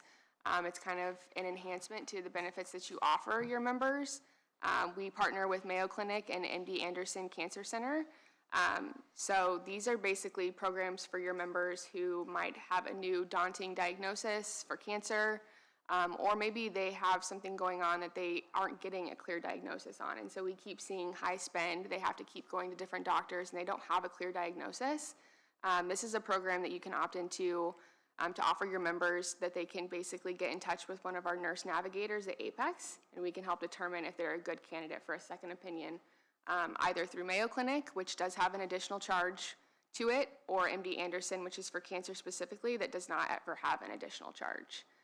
There's no PE, PM cost to this. It's just something that you kind of have on the back end, and if somebody were to come to Dottie or anybody, their department, and they say I have a new cancer diagnosis, or maybe they think I might have cancer, but I have to wait forever to get into a doctor, we can help them hopefully see somebody much quicker. So for MD Anderson Cancer Center specifically, we get them into see a doctor there within, is it 48 hours? Yes, 48 hours. So Is there anything with Cleveland Clinic? we don't partner with them specifically. But like I said, MD Anderson does not have any extra charges to it. It's just, they talk to our nurses and we direct them over there. Mayo Clinic does have an additional charge. So I do have some flyers on that. I'm sorry, I'll get these passed around. I should have done that earlier. We need a Real break. quick, yeah. Okay. We can come back at 10, and we'll come back. Okay, Okay. perfect.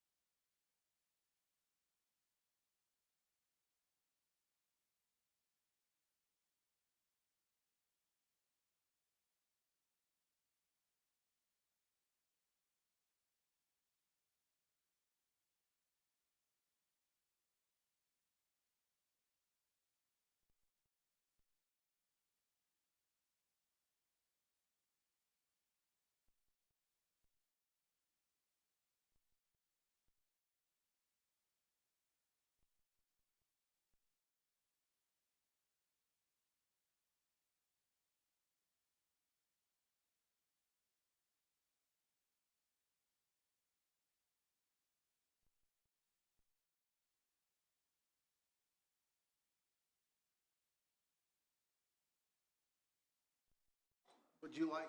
Do you want them to be done in the next 5 minutes, or how long do you want them to have?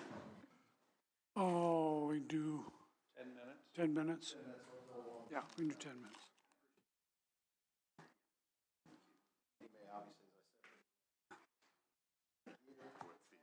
Just breakdown for, yeah.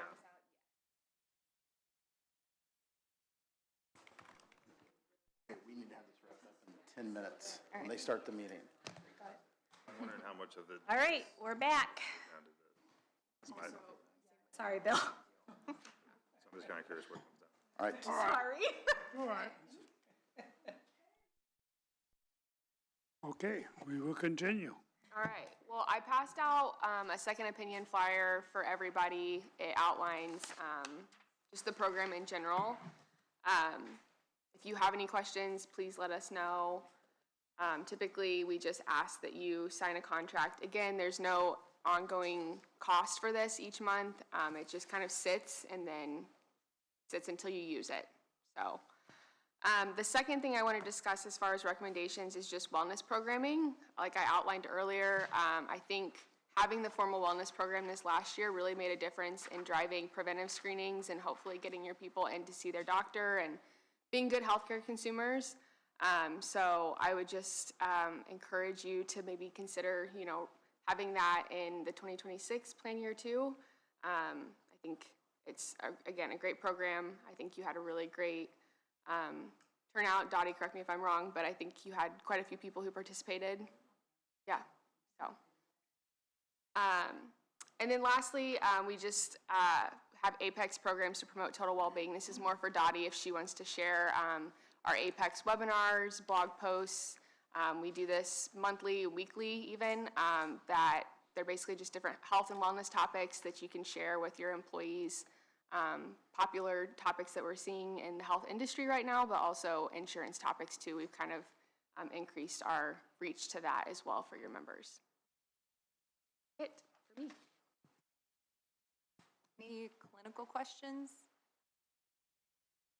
What? Just discussing a few benefit trends that are in the marketplace, and we will absolutely be digging into these more in our strategy meeting. But a few things that I'd love to hit on in our strategy meeting would be high-performing networks. Right now, you're in a network that has all of the hospital systems in the area in place. You can put in place a high-performance network that will narrow that down to essentially one hospital system or the other. That is probably not something that we want to look at for the upcoming year because we would like to see what our current contract does to overall spend before we would make a change like that. But we'll just discuss what that looks like and what our options could be. ICRAs, or individual coverage healthcare reimbursement accounts, those are a big topic right now out in the marketplace. Essentially, how that works is you would give your employees a certain amount of money, a set amount, into their own individual coverage account, and they would go to the marketplace on their own and make those choices. So they would choose their own healthcare plan off the marketplace. It is a big cost savings tool. It's also a very disruptive tool. You can no longer assist your employees with the management of the plans. They are really, truly out on their own in that way. However, it is something that we can work with partners to minimize that disruption if we are in a position where we need to make a really large change.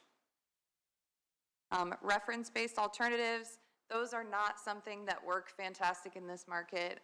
Parkview and Lutheran, neither of them will play with the reference-based alternatives. But just so you know, if you hear it mentioned in the marketplace, that is something that is a set amount, negotiated amount over the cost of what the Medicare reimbursement is. So we would get any program that would manage that process for your employees, but essentially they would negotiate the cost of a service up front with the hospital systems, maybe saying 220% of Medicare is what they will pay, and that's the maximum.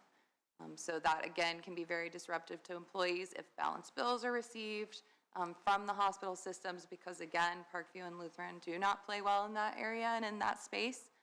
So those are more for markets where there are a lot of competitive healthcare systems that will play those games to get the population in their doors. Ben Admin Solutions, so we are putting one in place now with Steel. They utilize Solarix, so that will be a great lift off of Dottie and Morgan once we have that up and running. Until that point, will be a lift for them on the HR side. Then those voluntary benefits that we're putting in place, accident, critical illness, and hospital indemnity. And then the last piece that we actually would want to know now if there is interest in is called the Samaritan Fund. So the Samaritan Fund, kind of like the individual coverage HRA, you pay a one-time fee to this fund called the Samaritan Fund. The difference is they take the employee and they help them go out onto the marketplace and get coverage. They'll ensure that all of their medications, all their doctors, and their treatment plan would be able to remain in place.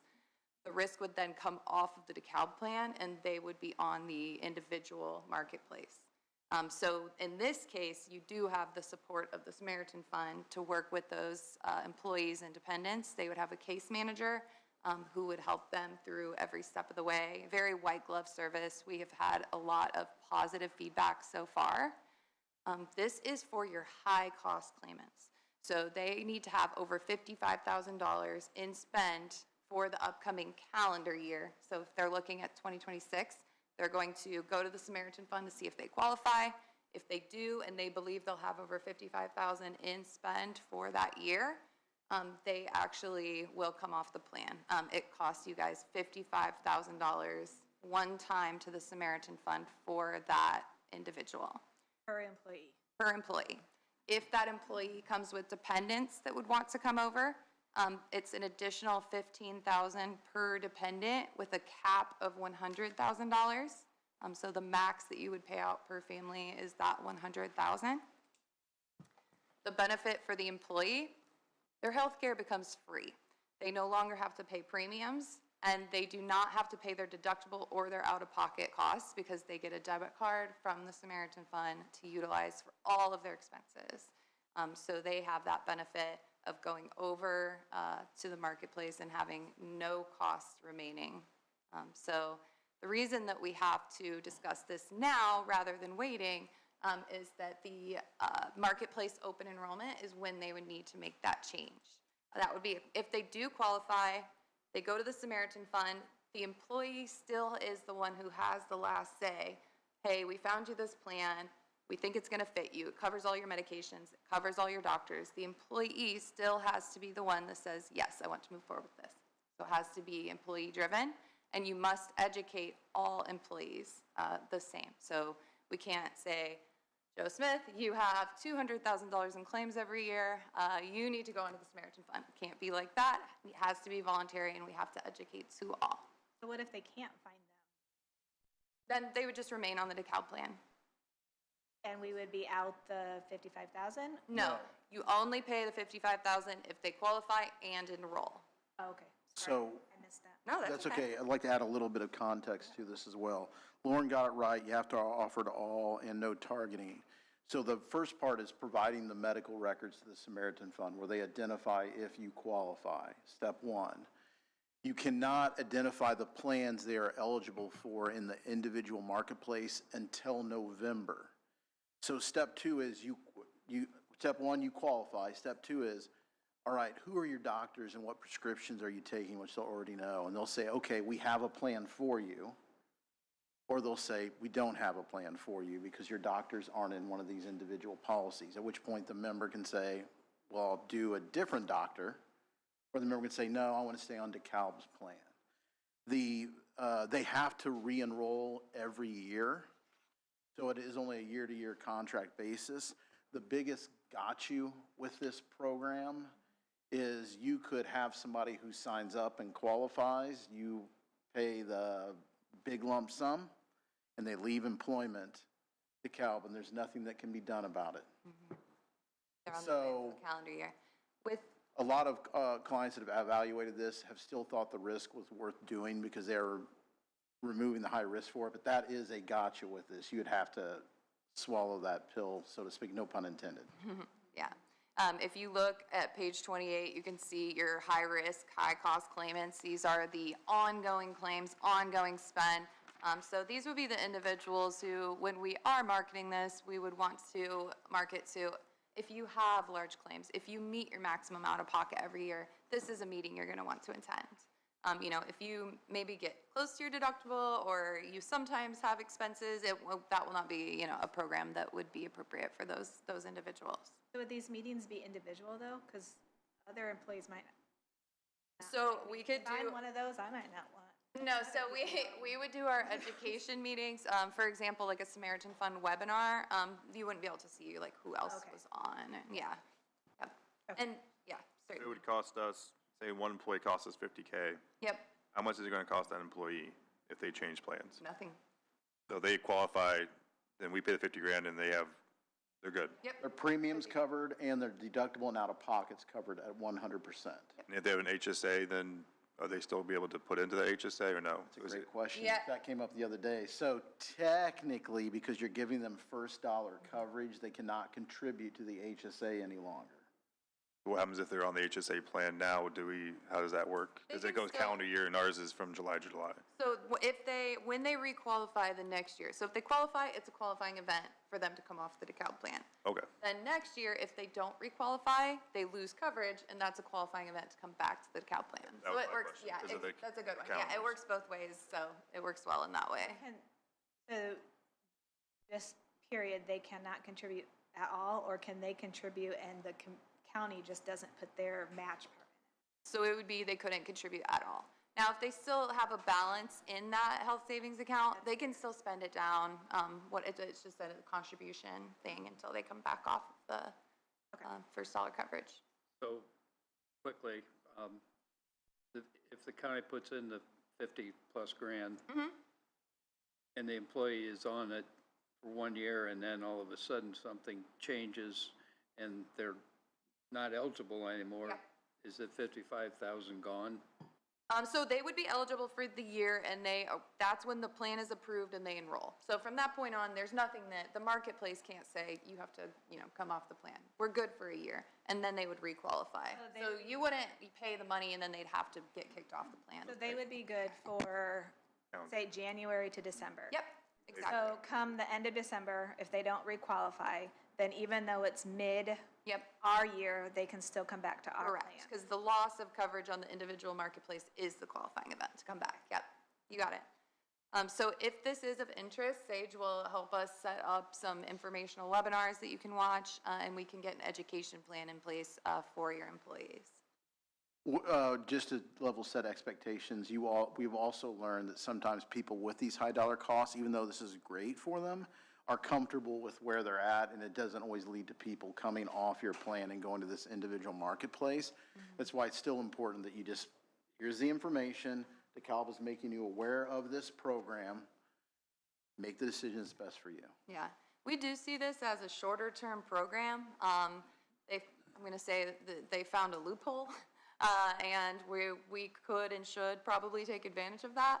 However, as we're shifting more of this risk to the marketplace is essentially going to start taking, really big hits, and it's going to become either unaffordable or they'll find a way to shut that down. Kind of with, if you're familiar with how the patient assistant programs used to work on the pharmacy side, where we were getting all of these things from the manufacturers of the pharmacy and applying them to our employees and giving them those benefits. As they figured that out, they started to narrow those dollars down and shut those programs down. So we see something probably happening in the next few years, but certainly something that we could take advantage of while it exists. Yeah, I think we are at time, so yep, let us know if you have questions. Otherwise, would you guys like more information on the webinars and the strategy, just to make an informed decision? Okay. I would want to have more information on the Samaritan Fund. Okay, great. Yeah, we'll make sure to get that out. Okay. Set? Thank you all so much for your time. Thank you very much. Yes. Appreciate it. Oh, my water bottle. I seriously was going to do the same thing. My husband would love that. like her, did you see her water bottle? Like with all the national flags? I feel like Mel or Mel. Melissa would like that too. I was looking at it while you were. I was like, ooh, cool. It was my birthday present.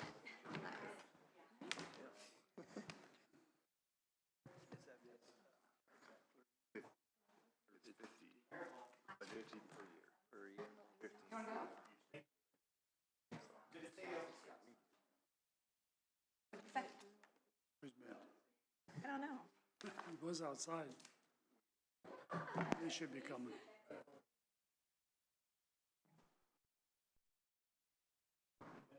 Thermos. You ain't got a hamburger. Yeah, probably. Oh, well.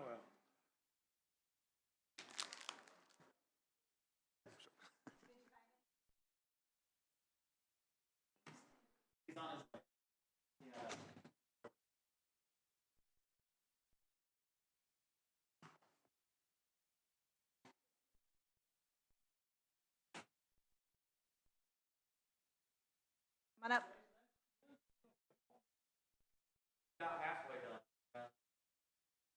He has to wait. Yeah, well, we got an hour. Just kidding you. We just shut the clock off and Right? Right. go forever. How's everybody today? We're good. Doing How's good. Mr. Parker? Busy? What's that? Are you busy? That's an understatement. Dumb question. Yes, it's been very busy. Your right-hand man back to work? Yes, he is. Yep, he's back and he's out, and we got a lot going on. So weather's nice, and we're gonna stay busy and take advantage of it. So I've got just a few things for you guys today. For one, we went and looked at a trailer we'd like to see about purchasing. Lowboy trailer. Take one of those, pass down. There's two different quotes on there.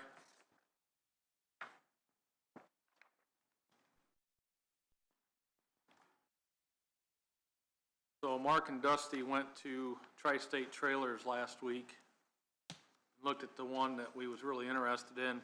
That's the one I got highlighted there. It's a 2025 leftover trailer. Be a lowboy that go on a new tractor we bought. We looked for a used one for quite a while, actually since we bought the tractor. We can't find anything that's a reasonable price that's got the setup that we want. This has got, I'll show you a couple pictures of it. What we was looking for a solid deck like this one's got. That's one we looked at, it's got. And then we wanted one with a lowboy, a real lowboy. So this is what they call a paver special. This is the trailer we're looking at. This is one actually sitting right next to it. And you can see the high point, the breakover of the ramps. So the paver goes up on them nicer. Then also, if I have a truck or something that goes down, we can put the trucks on those with the underbodies and get up there and not hit the breaking point. Because the underbodies won't go up on a regular lowboy.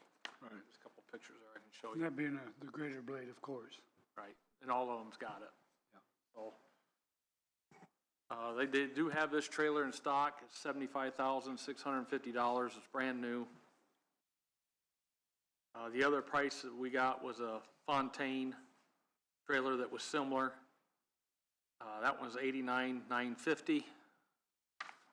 And then I got a price from Westside Tractor Sales on a Talbert on what they had that was comparable, and that one's $90,350.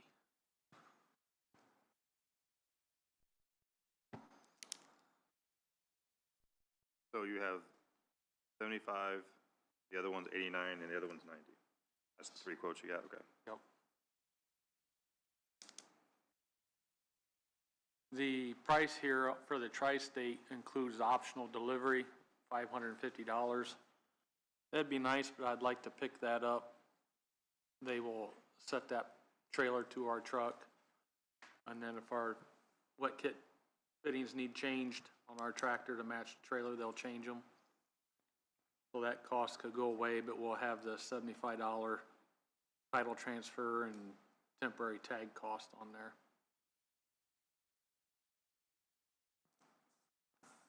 Money's in the budget.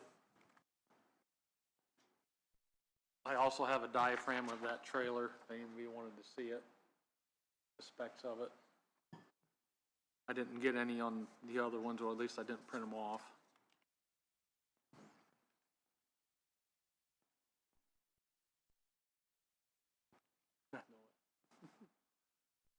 Kind of comical. I never really heard of that model, so that's why I wanted you guys to go down and look at it, and I was real pleased with the build of it. They went down last week and looked at it.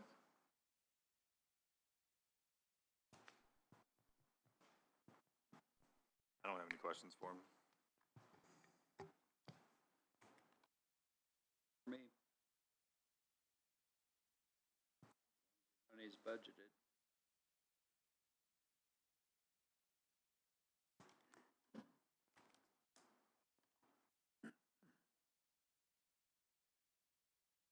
It should pretty much haul everything we planned to haul. That 35 ton, is that what I'm seeing I believe so, yes. on the 75,000? Yep. Yeah, I do see it there. Yep. That's 70,000 pounds. We don't have anything close to that, do we? Probably not that I'm gonna put on there. No. Okay, entertain a motion. What do you gentlemen prefer?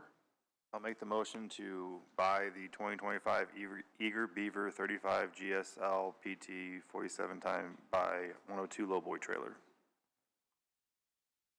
I will second that motion. A motion and second on the floor. Additional comments? Comments from the public? All those in favor signify by saying aye. Aye. Aye, opposed?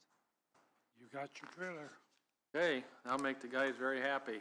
When are you gonna be able to pick that up? I'm assuming it's ready to go now. Yeah, I think they'll let us. I know they'd rather have a check when we pick it up, but if we're gonna be a little while on the check, I'll have to find out with them. What was the question? When we could pick that up. I said, well, I'll have to see if they want to check right away, or Oh, yeah, it'd be up to them and when we if go you through can, processing. Okay. can you get us a check fairly soon for that, or would we have to? If they want it up front, yeah, I would just have to look. I mean, if I do it as a bookkeeping claim, then we can get it relatively quickly. Okay. All right, I'll get with you. Okay, what else, Ben? The only other thing I had was just a question on the County Road 17 project with Westreek. I know email went out last week for the contract. I didn't know if you guys was okay with that contract, the verbiage, and ready to approve that contract, and then I can take that to Westreek. Or if you wanted some more amendments done to it, I didn't know. I'm just following up for I can stay on top of it, that's all I was doing, so. Well, as I understand it, they would pay the fee that we listed in the contract. Right. And then we would provide the service, but their fee would pay for all the costs of the materials, basically. Right. But we would provide the labor and the equipment. Correct. All right. The fee is not. That's how I worded it, so. The fee is not to exceed 157, is right? That's fine, I mean, they're paying for the majority of it. Our costs will probably go up next year if we don't get it complete, but Yeah. it's still Well, our their road. costs are capped at the 157 amount currently, that's all they have to pay. We can change that if you wanted to, but sounded like that was the agreed upon amount or something that had been discussed. I mean, I wouldn't know what to change it, it'd just have to go off our annual bid price, but they're paying for our road. Yeah. A little bit. It might be a couple thousand off, but they're paying for the majority of it, Right. vast Will majority. there be some kind of maintenance or performance bond with this? No.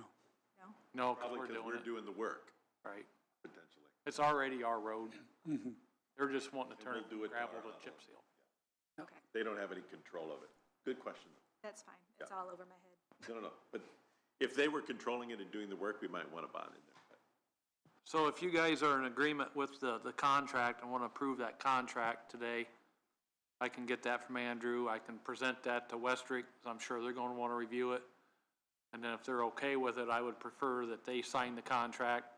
I'll bring it back to you guys next meeting, and then you guys will sign it, and then it will be Done deal.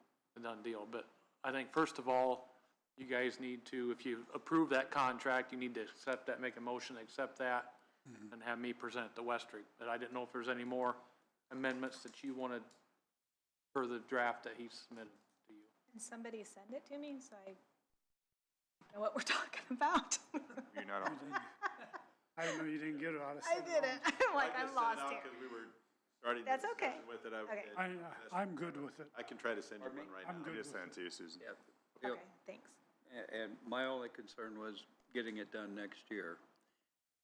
I just want to make sure that you're okay with, I'll get it done. okay, Well, and it needs to go at the top of the list because it's paid for by, well, and so it's gotta go at the top of the list. The only thing we could put in that contract, if you'd like, would be just to protect this unforeseen circumstance, act of God or something like that. I think they would understand it, but it might not hurt to have that in there. Because, I mean, if, you just never Things know. happen. Things happen. I know We're it. talking about a whole summer, act of God is, Well, you just never know. I and mean, I know, never say never, but, we would like to think that. I just hate to exclude something and we're talking $157,000 too. It's not, I mean, it's a lot of money, but it's not a substantial amount. That's up to you guys. So, personally, I would like to include just a clause that says, some act of God or, We call it a force majeure clause. I'll add one. well, that's motion just with my that opinion. stipulation then. And we, yeah, I was gonna say, can we motion with that amendment and then move forward? Yeah. Why don't you make the motion? Yeah, so I would so move we add that language as presented. I'll second. The motion second on the floor, additional comments? You're approving the dollar amount and the proposed contract language with the amendment for the force majeure act of God clause. yes. Correct. Okay. And what did you call that? Force majeure. Oh, my God. It's French. It's just the word force and then majeure, I think it means. Okay. I'll check the spelling on it to be sure. Common spelling, Susan. I took French, I'll figure it out. Oui, oui. Oh, it has E on the end. Force majeure, it has E. Okay. Okay, we have a motion and a second and a force majeure. All those in favor signify by saying aye. Aye. Aye, opposed, motion carries. Okay. Well, then when I get that updated from him, I will pass that off to Westrick LLC and let you know if they have any comments back or if they're happy with it. That's all I have for you guys today. Okay, anything for Ben? Good, thank you. Nothing. Okay. Have a good one. Yeah. Get out there and get back to work. Yeah. That was a quick hour, wasn't it? That was. Okay, Mr. Grapp, you are up. Oh, Lanning. Oh. Who is this? Oh, I didn't see him come in.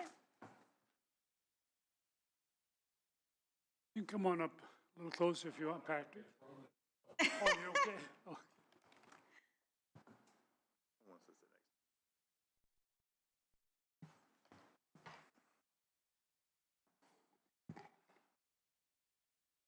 Everyone, this is Patrick Grant. He's our weights and measures. I shake your hand, but I got a bad cold. Bad cold, okay. That's kind of why I was sitting down there. Must stay close to Jim, Brian. This is Kellen Dooley, first year, and Jim Miller. Nice to meet you. Glad to meet And you. new. Reason I called you, do you have any requests or problems or anything? Well, you know, Phil, when I sold that system 2 years ago to you and the council, I told you it was a system for life, and it is. I mean, as long as we maintain it, we shouldn't have to put any money into it. I'm more concerned about the truck, you know, what might come down the road. Closer. as far as- Yeah, a little closer. what might come down the road as far as the truck goes, because we bought that with 40-some thousand miles on it. And it was a delivery truck, so it was probably, beat up pretty good. But as far as, the equipment for doing the actual testing, we're in good shape for many, many years. Yeah, I think we put an extended warranty on that, didn't we? On the truck? Yes. I have no idea. Yes, I'm pretty sure we did. That was Todd's baby. Warranty on it. Yeah. How many miles you got on it now? 46? Oh, well, we It's got still 10 a more baby, years. but Long ways then, yeah. We got 10 more years on the truck. Anything else? Anything you Is- need? I do have a question. Is the truck the same thing as the van that we put that thing in? Yes. yes, it's Okay. a van. Right. All right, I was just making sure I was on the same track here. The only thing is, I need permission to take the truck out of the county Thursday. Indianapolis has pulled my number out of the hat Oh, to do the inspection on all of the weights. So I'm probably gonna have to go down 2 days, because they're not gonna get it all done in one day. I told them to do the prover in the van first, so I have a way of getting home. And then whenever they get the rest done, I can go down and pick it up. problem? I don't really think so, because he won't have to claim mileage because it's our vehicle, so. Yeah, the most I might have to do is throw in a receipt for gas, because I don't know if the tank will get us Right. there and back. Which is fine. Okay, okay. Got Besides something, that, everything else is going well. I got something for you. 5-year? There, congratulations. Thank you very much. That's right, I wasn't gonna shake your hand. If you find more, you'll get a plaque. I get a plaque in 5? When do I get the gold watch? 25? I'll be dead by then.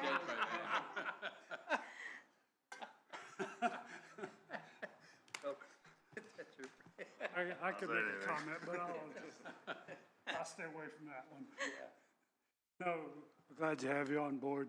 You did. Well, I mean, just to make it short and sweet, 5 years ago when I came in here, and I guess they're tired of hearing me say this, but we were working in the Stone Age. Everything was handwritten, and it was handwritten poorly. I brought examples if you want to see it. But now everything's computerized. It's got our logo on it. Has, DeKalb County, they know. Got my phone number on it so they can get in touch with us. Where before it was just, Yeah. Dave did a great job inspecting, but he did a lousy job on the paperwork side. Bookkeeping, and he was quite behind, as I remember, yeah. at that point. Hadn't been previously, but, health reasons. Yeah. You got way behind. He was still using a flip phone when I met him. Said, how do you get No texts? computer. I don't get texts. So we appreciate we've brought that program, and it's a good job done. All right, well, thank you for this, and you guys have a nice day. Okay, take care of that code. Feed the code, Off to 4-H. off to 4-H. I guess the fair's coming up in a week or so. Oh, yeah. I've got to go inspect all the weights for the hogs and pigs and cattle and all that good stuff. Okay. Hey, have a good day. Thank you, sir. Thank you, Patrick. Thanks for coming in. Let's get back down to miscellaneous, I guess. What do we got left? We started with Sunny Meadow. Tyler, do you want to have Tyler come back up? Tyler, Oh, yeah. yes, Get him back to work? get Tyler back. Somebody wake him up. Yes. I got it.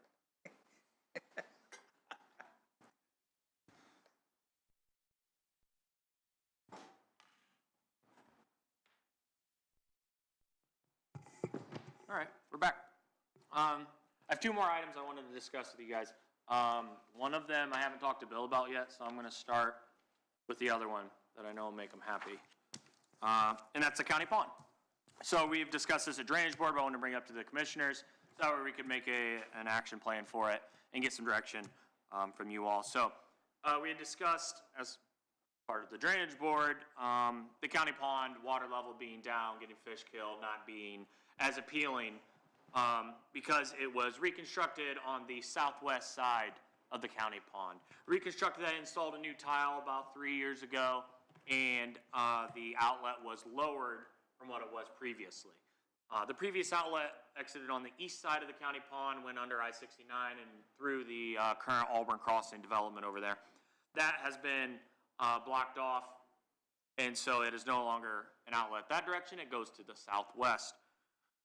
The water level, once that was installed, went down, and so I had been asked about raising that back up to help with our assessed value of the pond and make it a little more appealing as people drive by on I-69 and they don't see a big muck mess.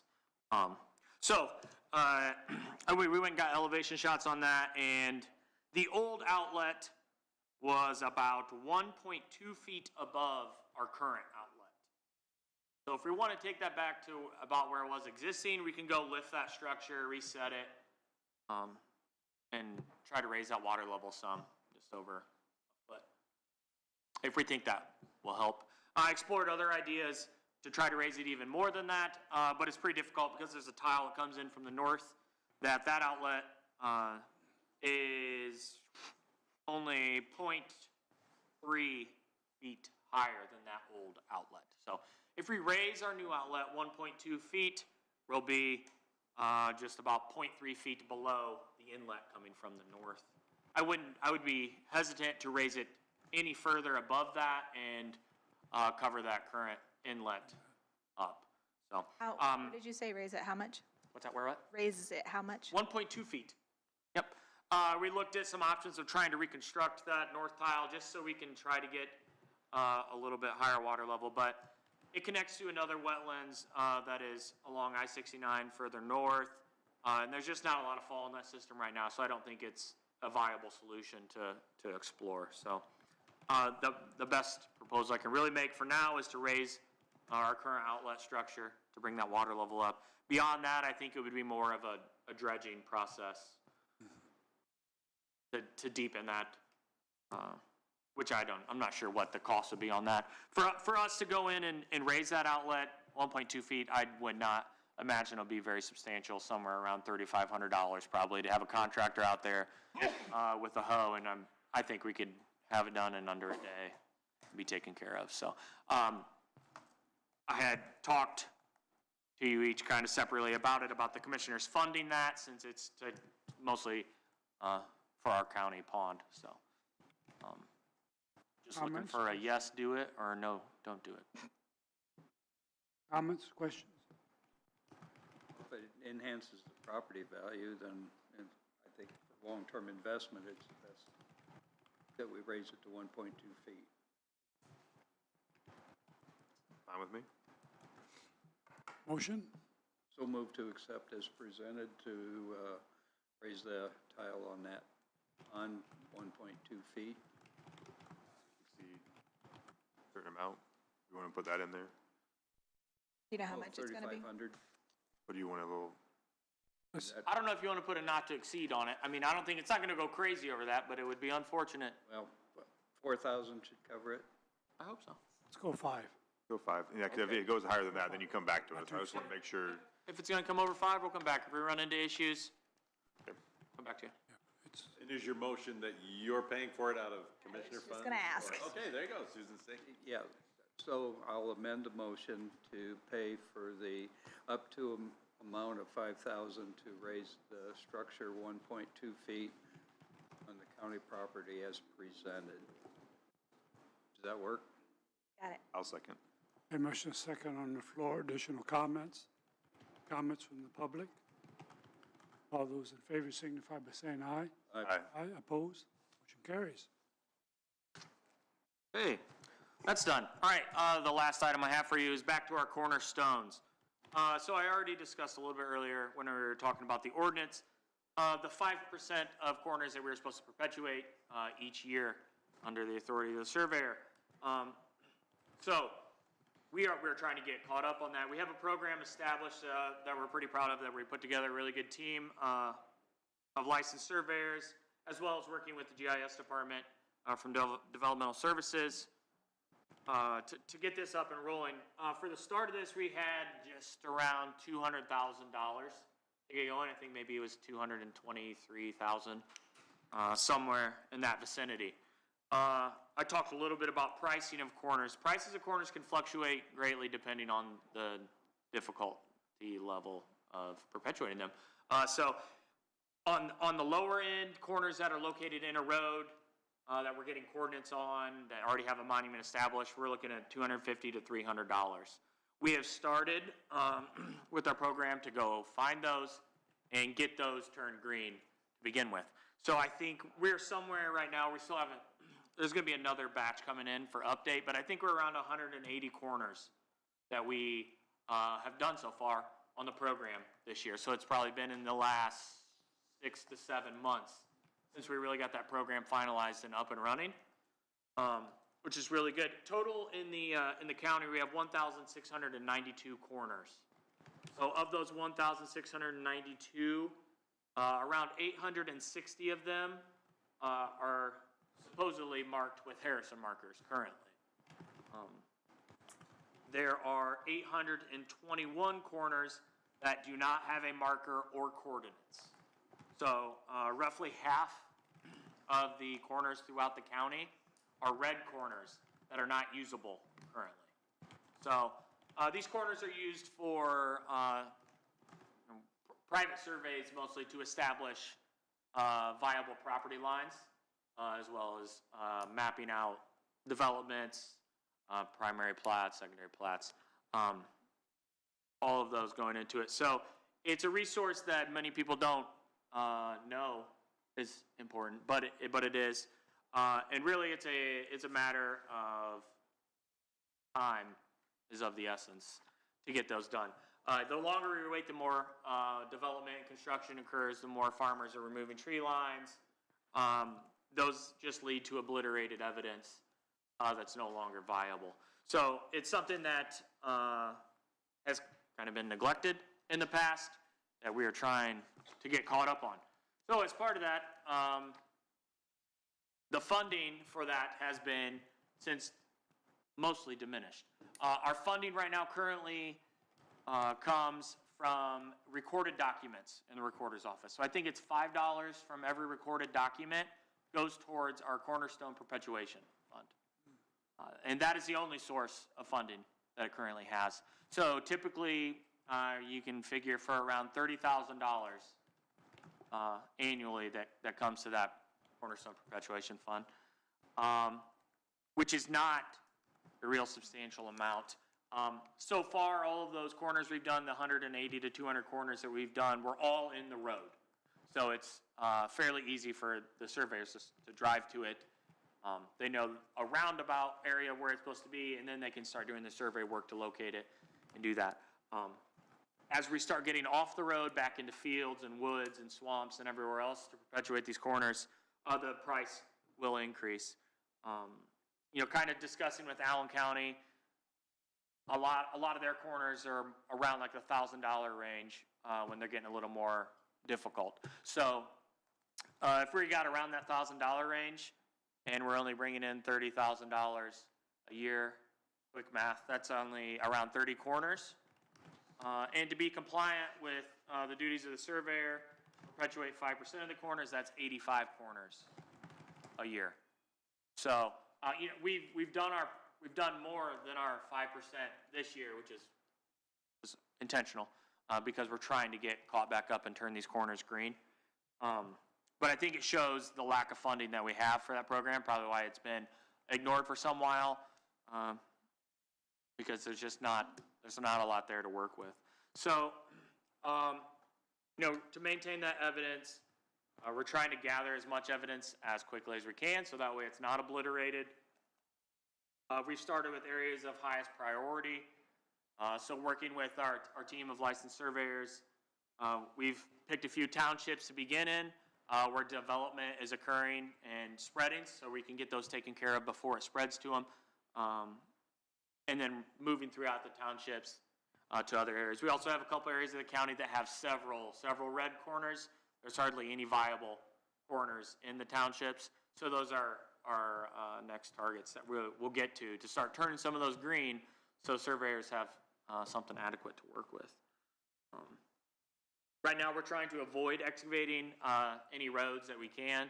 So basically, right now, our process is to locate those corners, and if a new monument needs set, we'll core drill the road, set our monument in a concrete collar, and then cold patch over the top of it. So the monument, you won't see the face sitting on the road because they'll wear down, but it'll be under just a thin layer of cold patch on the top, so it doesn't get deteriorated or caught on like a snow plow blade, those types of things to break them off. So we're working on that in the roads, and then the idea is we're waiting for crops to come off to move off of the roads. So during the summertime is a difficult time. The vegetation is pretty thick, as well as crops are in the fields. So a prime time to do that will be during the winter when everything's a little bit easier to see and work with, and as well as we can go out in the fields.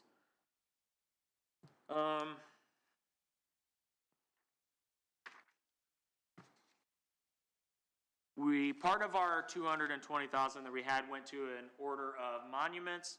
So we ordered 200 monuments for replacement of obliterated monuments or replacement where non-existing monuments are. And that will obviously have to grow. We'll order more, but that's the inventory we wanted to have in place. Now, it hasn't been delivered yet, but we have placed the order. So we're excited to get those in and keep working with our team to establish those corners. And I guess really that just brings us to my funding question is we're seeking ways to get funding. So I wanted to discuss with the commissioners for your guys' funding that you have that you can expend to different programs as you see fit.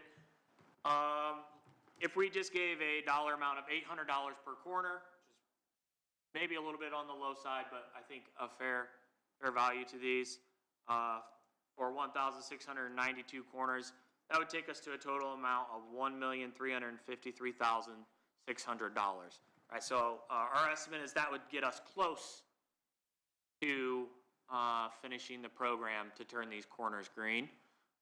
There'll probably be hidden expenses in there. Corners are going to be more than $800, but right now we're doing them for $300 to $400 in the road. So kind of with the You're plan. saying 800 per quarter or corner? Corner. Quarter. Corner. Corner. RN, yeah. All right. Yep. And what was that amount again? 1 million? $1,353,600. So you can see how if we're only bringing in around $30,000 a year, it's going to take a little while to be able to fund the program. So while we have the whole team put together, I guess is really the urgency of this. We have our team put together that they're all passionate about the cornerstones and they understand the value and the importance of them. So none of those companies are trying to make a lot of money on this. They're doing it all on time and material as efficiently as they can to get it taken care of because it makes life a lot easier for them as well as for the citizens of DeKalb County. Anytime that a property line survey needs to be done, if they have viable corners that are nearby, it makes it a lot quicker and cheaper process for the surveyor. Right now, it can be a long distance to a viable corner, and so it'll make it cheaper for them as well as more accurate. We have some ongoing situations in the county to where corners weren't perpetuated; they were red corners, and surveys for private properties got misaligned, and then you get into property disputes because one landowner thinks that they own to a certain spot, and the other one disagrees with that, and it can create problems. So had those corners been properly perpetuated, the surveys would have been more accurate and based on a true corner, and we wouldn't be running into that situation. So at this point, we're appreciative of anything the commissioners are considering to do to help fund that. The more we have, the more efficiently we can work, and the faster we can get caught up. Comments, questions? Well, the council still has to meet to finalize our budget for next year, right? They still have second and Second, third I mean, final to readings, finalize it. So if we're looking at 2026, I would be hesitant until we see that they've made no corrections or changes before we start allocating money for 2026. I don't know about the 2025 funds, if they're available, probably not to that amount of 1.3, but, We have Yeah, that, we we just have it in our lid. You have Wanna put lighted it- funds, yeah, lighted, you I'm have sorry. lighted funds that would be available. I mean, it would just be a matter of how much you're wanting, and What if we did 1 year, 26, out of our lighted, and then having to take it to council with additional years? Or a lump at that point, maybe? Is that something we entertain? My idea is to give them, so you're saying 1.3 at average of 600, $800. 800, sorry. Yep. There's 1,692 corners. How many would you anticipate getting done in a year? Well, right now, we're kind of like pulling the reins back on them because our fund will be pretty much empty at the end of the year right now. We started by giving each team $30,000, and we split them up into different townships that they agreed upon. Maybe they're already doing work, so it fit in nicely, and they're already in that area, as well as a couple special circumstances to go get taken care of.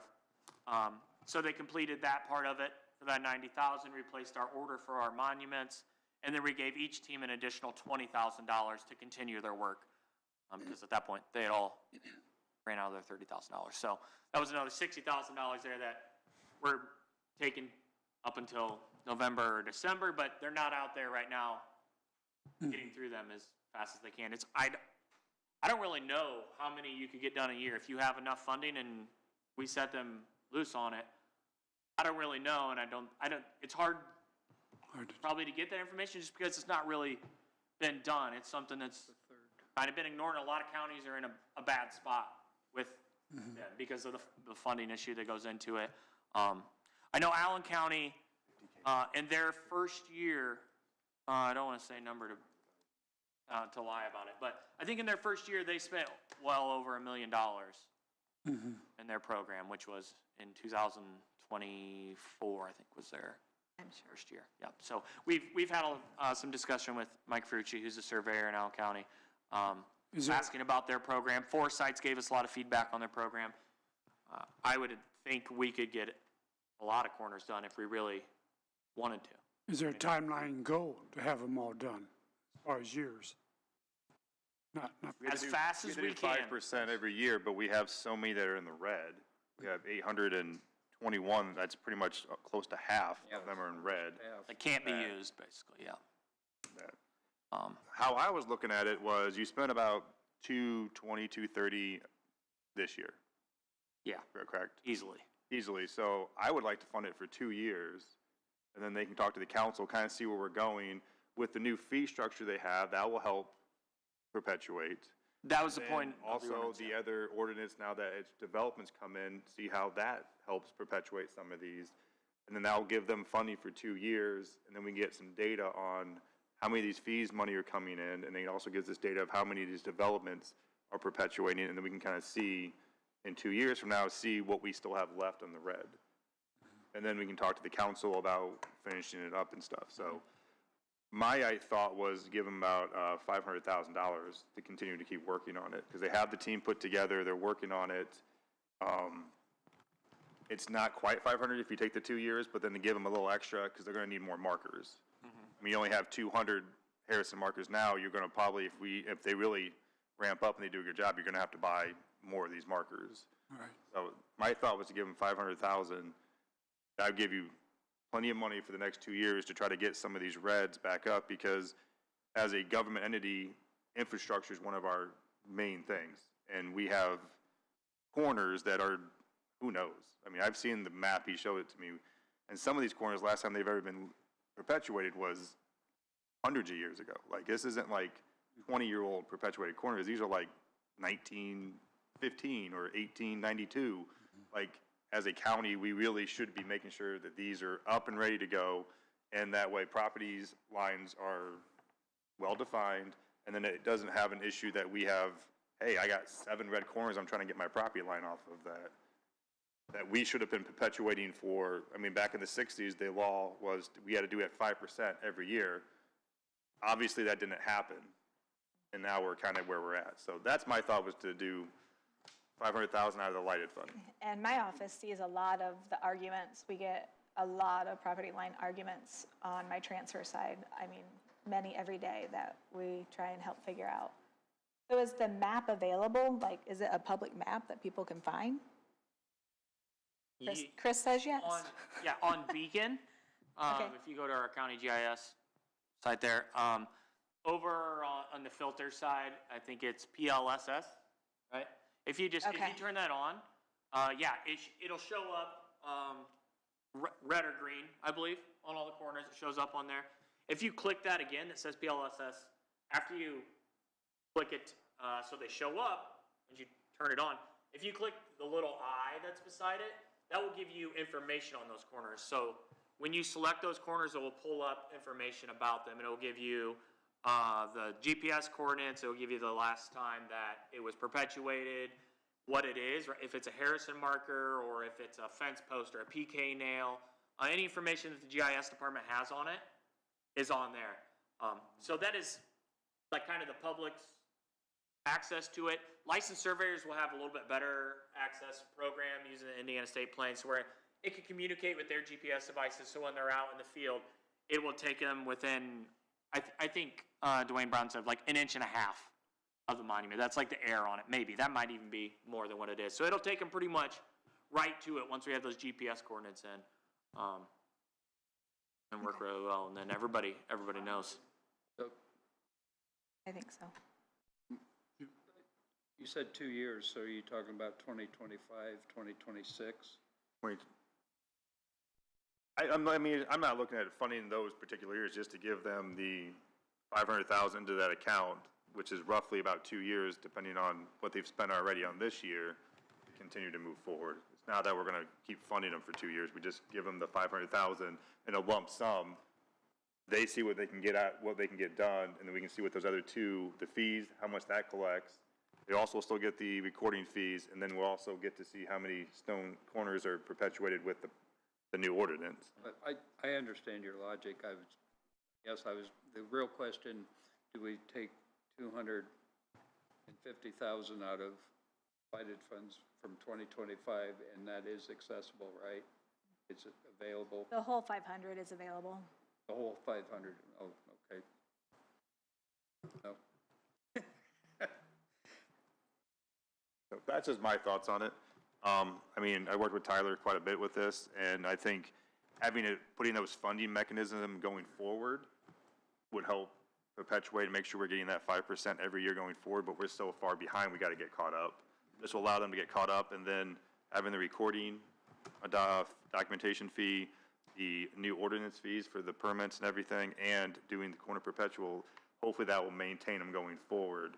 So we don't have another conversation in 10 years and be like, hey, we're back up here, I need another $1.3 million. So The idea is with those GPS coordinates, once we have these all perpetuated now in like recent times, when we have all that information and data, the perpetuation process will be much easier in the future. To complete that 5%, I think it would be manageable within the recorded document fees that we get, as well as with the ordinance. That like we won't require any additional funds. Once we turn these corners green and they're established, I think 30 grand will be a pretty workable amount to go out and verify each year. But we're so far behind now, that's the problem. Yeah, getting there is the uphill battle. Yep. We're behind. Way, yeah. Any other questions? Are you ready for a motion? Ready for a motion? I'll make a motion to give the surveyor's office $500,000 out of our lighted fund for perpetuating the corners. I'll second that. A motion and second on the floor. Are there any additional comments? Don't come back next year. Comments from the public? I said, don't come back next year. Comments from the public? No additional comments? All those in favor signify by saying aye. Aye. Aye, opposed? Motion carries. Thank you guys very much. Don't spend it all in one spot.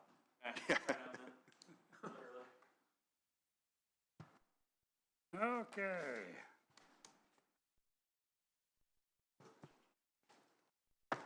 Thank you.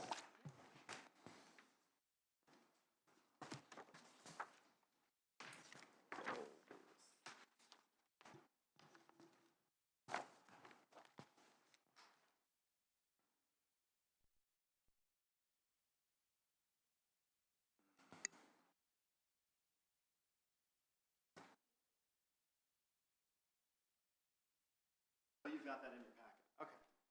You've got one. Do you have one you would want a paper copy of what we're talking about? Sure. Thank you. You want a paper copy too? I love this paper.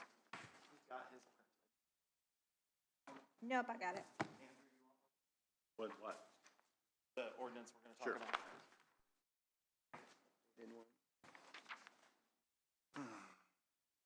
Yeah, that's the same one I sent in the email. I have a clean copy too, if you guys want that for after the meeting, if we get through this and there's no other questions. Before we start, I've got a meeting at 12 o'clock Okay, we'll be quick. downstairs, so I'll have to adjourn it. Okay, by 12. 11:55. Okay. Okay.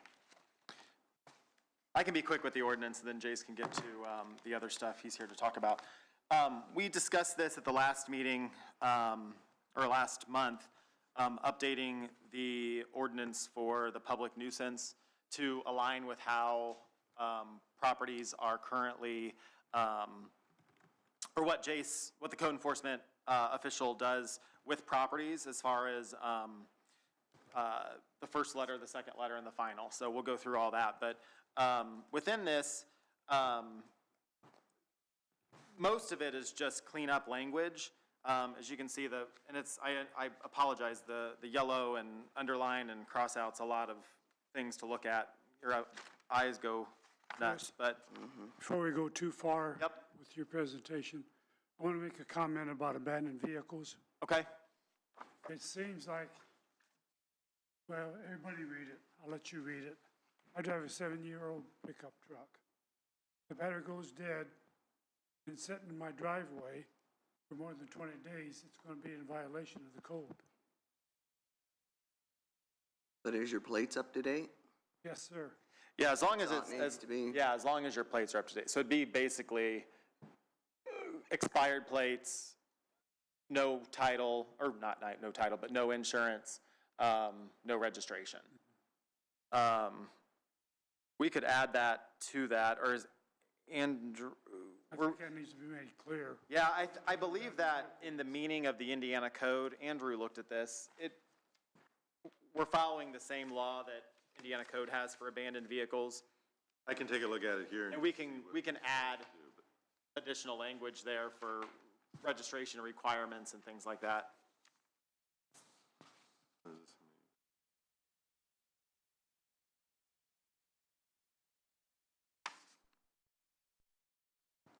Is your truck used in agricultural operations? Agricultural operations are exempt. Right. You had an old right. pickup that was used for. Yeah, there's, I knew that, right. Let me check the statute too, right, while we're at it now. Report back. You'd have to ask. Yeah.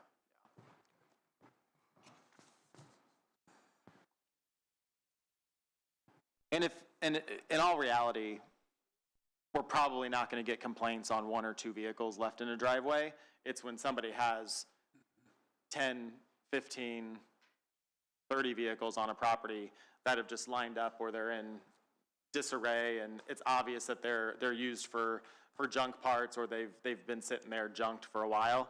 But I think that we can clean up the language to include what defines an abandoned vehicle per the Indiana code, because I'm pretty sure that, expired registration and things is in that ordinance or in that code. So the state law defines abandoned vehicles in different ways. One way, which is sort of a common sense way, is a vehicle from which the engine, transmission, or differential has been removed. So if you got it in your front lawn up on blocks or something and no transmission or engine in it, that's gonna be an abandoned vehicle. One is a vehicle that's remained on private property without the consent of the owner, kind of like that one case we had where the guy said, hey, this truck's been there maybe for months, it's not, I don't consent to this. But the one that's a problem with what Bill is talking about is a vehicle that's at least 3 years old, probably your truck, mechanically inoperable. I guess you could define it if it's just the battery, I guess it's not operable, and is left on the private property continuously in a location visible from public property, which would be a road, for more than 20 days. So that's the state law that says it's an abandoned vehicle. And so that's what apparently has been in our code for this time. I guess we could change it for the purpose of our local ordinance if you wanted to. Or we could add a number to that too, if it's more than 10 or 5, if that would help. Like a number of vehicles that are abandoned. Like for our definition, we could say abandoned vehicles Could are be only a 5. violation if there's 5 or more, 4 of or them, 10 or 5 of 10 or them. more, yeah. I think unregistered should be added. Add unregistered, okay. I'm okay with that. I want to put a number on it. Yeah, I don't think. A really big RV that takes up a lot of spots is a big thing, but it's Yeah. only one. So I think having it registered, I mean, if it's registered, And there's an exemption for ag. Yeah. Well, which is nice. Yep. Okay. For yard waste on page 2, we had that it does not include tall grass and weeds, but there seems to be some concern on people who may grow their grass tall to hide the nuisance, which then means that we couldn't go after them for the tall grass and weeds as well. We've had internal discussions on should we have language in here that if there is tall grass and weeds in addition to another violation, we can request that they mow the yards and that as well. I know that we're not going to go after tall grass and weeds as its own violation, but if it's in addition to another violation, would you commissioners be okay with adding that in there? We didn't currently add it in here, so we'd have to revise this. We wanted to have the discussion with you before bringing that forward as a revision. Because currently, it's not like a city and town where we're policing the grass mowing of everybody in the county. Right. Which I think would probably be a problem. I would think, though, it's not a case of hiding what's there, it's more a case of too lazy to mow it. Yeah. Or too complicated to mow it. I mean, you've got stuff scattered all over, like some of these properties do have. It's not impossible to mow it. So I'm not in favor of including tall grasses or weeds. And there are a couple of properties close to our farm, or not our farm, but farmland that we farm, that they use as pollinators. So the weeds are pretty much all out there, but if there's milkweeds, they're using them for the monarch butterflies as a pollinator and a feed source. I think I think we're getting over intrusive. I'm afraid, if there's, especially, and again, Indiana law is very specific about the noxious weeds. Noxious weeds, right? Which is a township trustee issue. But I guess I pretty much agree with Bill that I think, if they're hiding them, then I guess so be it. I just think it makes life a lot more difficult to try to be so specific. And first thing we do is, like I said, with a pollinator, they've got 5 acres and it's not mowed because to them, it's all pollinators. Right. Well, it wouldn't be, I don't think it's properties that just have the mowing. It's like if there was a complaint on a property and they're trying to get all that junk cleaned up. So like, I don't think that property, it wouldn't qualify for this because there's not something else that has been. A couple of them have probably 2 or 3 vehicles that haven't been moved in a couple of years, but. I understand. Yeah, I think it's a fine line where I don't know if I want to go there myself. Okay. no. No? Okay. I'll just say no. All right. I've explained it enough. I'm a no Well, on that. I mean, when we get to the abatement process, I think we'll have another discussion there as well. That I crossed out, but we can talk about it there. On page 3, we didn't have in here that the refuse, rubbish, and yard waste was prohibited. So I added that in there as part of what is prohibited, even though it was in our definitions portion of the ordinance. In the violation, again, adding those 3 items, we moved the portion about the abandoned vehicles from a different section into the violation. It just made sense to be here. That's why it's underlined. It's nothing. You even asked me about that, didn't you? Yep. I think, yeah, that sounds like a good place for it. Yep. It was in another portion of the ordinance, and I just moved it here. So it's not new. It's always been in the ordinance. Basically just cleaning up language in C and D. Even in 1 and 2, nothing changed there. We don't have a violation report. It's just a complaint form that people use to fill out. Again, just cleaning up language on page 3. On page 4 is when you get into kind of the nitty-gritty of what it is, why we brought this forward, the steps it takes for the code compliance official to go through the process to get properties either cleaned up or the county can abate them. So the first violation notice will identify the violations and order the owner to be in contact with the code compliance official within 10 business days and mitigate the public nuisance within 20 business days. So that gives them, if you think about it, if they're notified on a Monday, that gives them 4 total weeks, if you use business days, to get the property cleaned up. So while it may seem like we're not giving them enough days per se, the business days is what helps us determine how much time they're getting. Because if you put 10 days or 20 days, right, you get a issue of it happening on a weekend. Could fall on a weekend or a holiday, and it's easier to do that. Yeah. For B, the second, this is all new, B and C. The second inspection has been made and it's determined that it's still unsatisfactory progress. The code compliance official will send a second notice.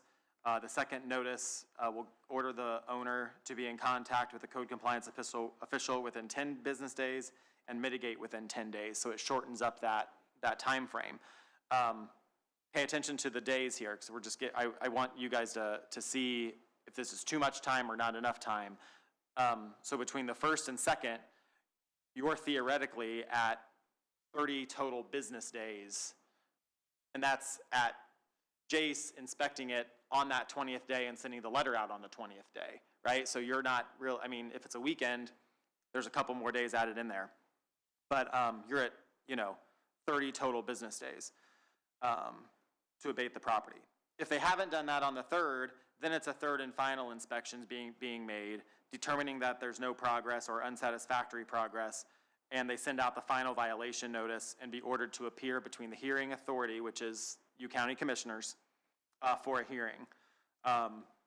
During that process, Andrew would go through, similar to how you did with the last property. He's going to hold a hearing as though you 3 are the judges for that case, and you will make the determination as to whether you're going to require them to abate or work with them or allow the county to move forward with a hearing. So the code compliance official would give them the date of the hearing, working with the county auditor, so all of that. That 3rd and final does not give them a time frame to abate. It just says you're on your final notice and you're going to a hearing. So, from the first violation to the 3rd and final violation notice that requires them to come to a hearing, you could be looking at 50 days, 50 total business days, depending on how things can work out. You're probably looking at this really being a 60 to probably 70-day total process. Actually, more than that with weekends. You're probably looking at more of a 90-day process with weekends. So it's a long process, is kind of what I'm getting at. And I know that the last meeting we talked, I think you made the point that it's just taking too long. Some of these have been out, and sometimes the code compliance official, whether it was Paul or who came before Jace, is saying, yeah, I'm working towards it, I'm working towards it, I'm working towards it. And they might clean up periodically a little bit. Odds are there's usually an excuse. So, you know, what do you think about the time frame for that, for the actual violation notices and giving them the time to clean up? I mean, I would say we typically get complaints in winter or in the fall after the leaves are all down and people start seeing that there's a lot of junk around. Late fall through the winter and early spring is when we get the most complaints. And then stuff falls when people start getting outside too periodically. So, you know, taking into consideration the weather and things like that, it can be a time-consuming process. I'm fine with the time frame. Okay. I mean, with my business, we deal with hoarding situations a lot and junk removal, and either they're gonna get it done pretty quickly or they're just not. And so letting them drag it on for a long period of time, I mean, some of these, I mean, I'm looking at, we got some of these that were from 2022. Yep. And we're in 2025 now, so. Yep. I kind of push to have this, and then it gets in front of us. I mean, we can always still, as a commissioner, still give them more time if we feel like it. But it lets our code compliance guy to kind of like, hey, I've done what I could with this property, it's on to you guys, I'm gonna move to the next one. And odds are, if they're getting to commissioners, they're not working with us, right? Like they may come up here with an excuse as to why they've not been able to, but Jace is pretty good at working with them. So, okay, we can keep that time frame. Good. The rest of it is mostly all cleanup, where we're going to have, if they want to appeal their violation. So if they get their first violation notice and they want to appeal it, kind of where they do that. Kind of what the hearing is for F, abatement of public nuisance. If the owner fails to abate the violations, the code compliance official will order the hearing before the hearing authority, which again is the commissioners. You guys will hear evidence from the code compliance official and the owner and vote to authorize or not authorize the county attorney to file the action for the ordinance, which we've done on 2 cases now, 1 case. So. I think we had one case from maybe a year or 2 ago, and then just one recently. This year. Okay. The rest of it is all kind of cleanup except for failure to pay. The failure to pay, we added an interest. So if the county goes through the court process, the courts allow the county to clean up properties, we will send that bill to the property owner. If that property owner doesn't pay, then we are allowed to accrue interest on that payment, and we have at 8% until paid. If it just never gets paid, then this ordinance allows the county auditor to place the amount on the tax. So when they would pay their property taxes, they would pay this at that. I'm assuming there would be interest with that as well, and it would show up on the tax bill. Yeah. Any judgment we get has an automatic 8%. That's why I chose it. Yep. Time of the appeals, so we're requesting that that if they want to appeal the violation or the invoice, they've got 20 calendar days to do that. Rest of it's all just cleanup of going from resolution to ordinance. Abatement to vendors, this is something that is mostly cleanup. I'm wondering if in abatement, so if the county is ordered to clean up the property with a judge, and if we are going to have to do it with one of these cases coming up,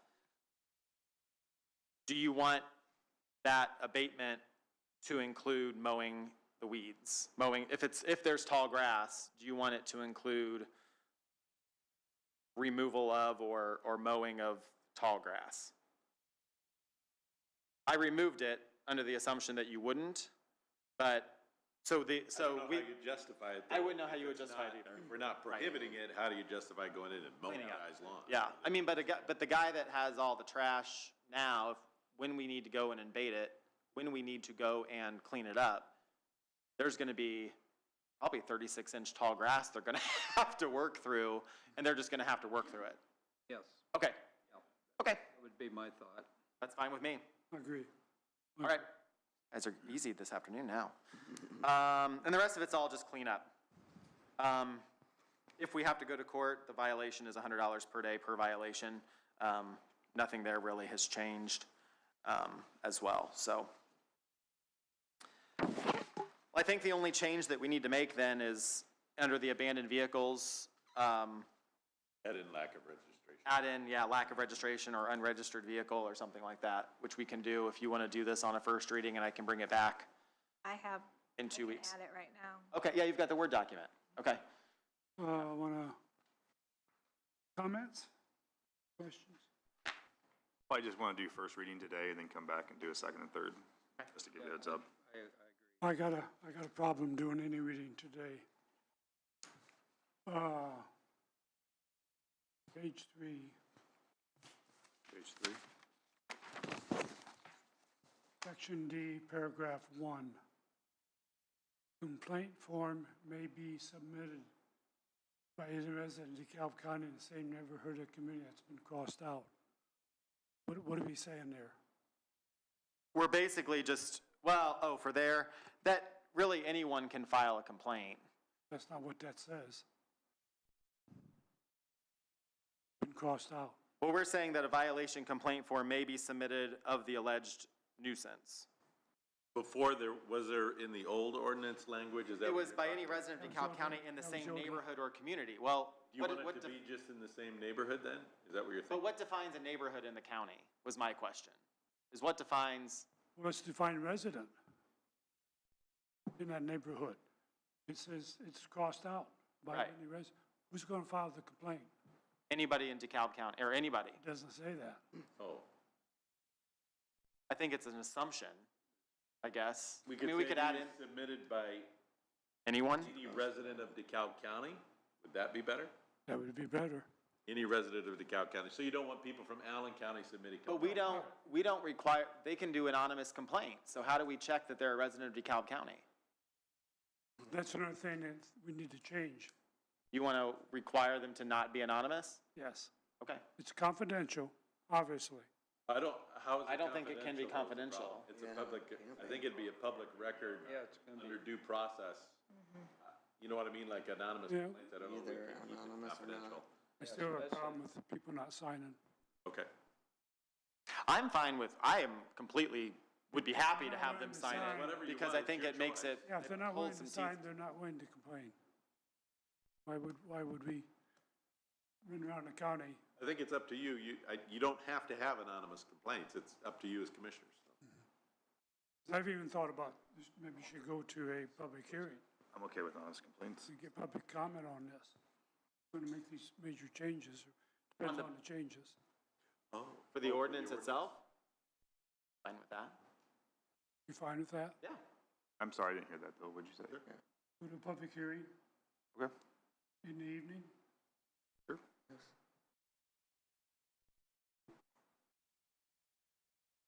So do you want to, how would we do a public hearing on an ordinance, Susan?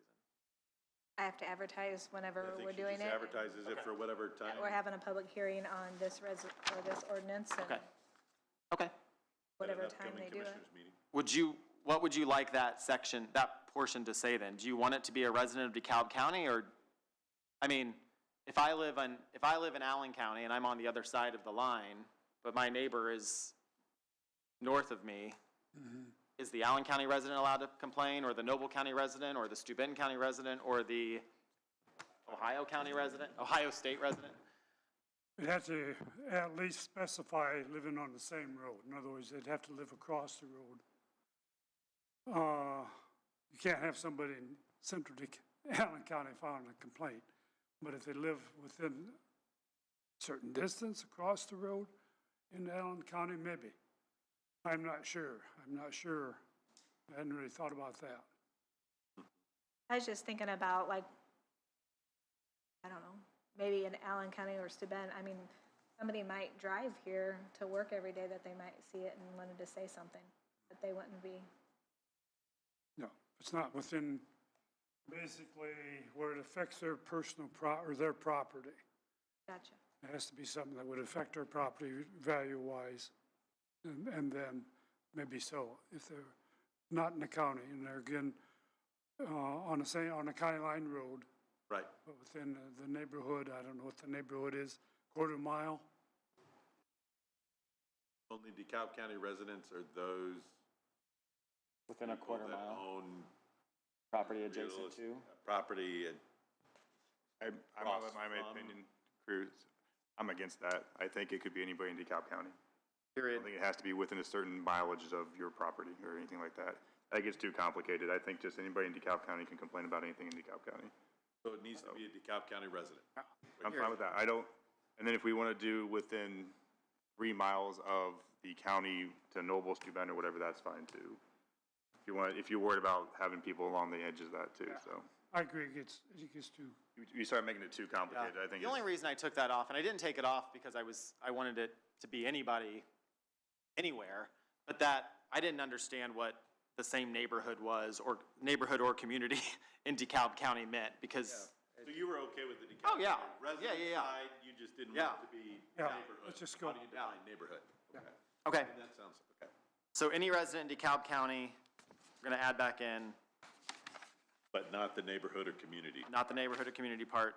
And sorry, did you want there to be a distance if they're outside the county, or just DeKalb County resident?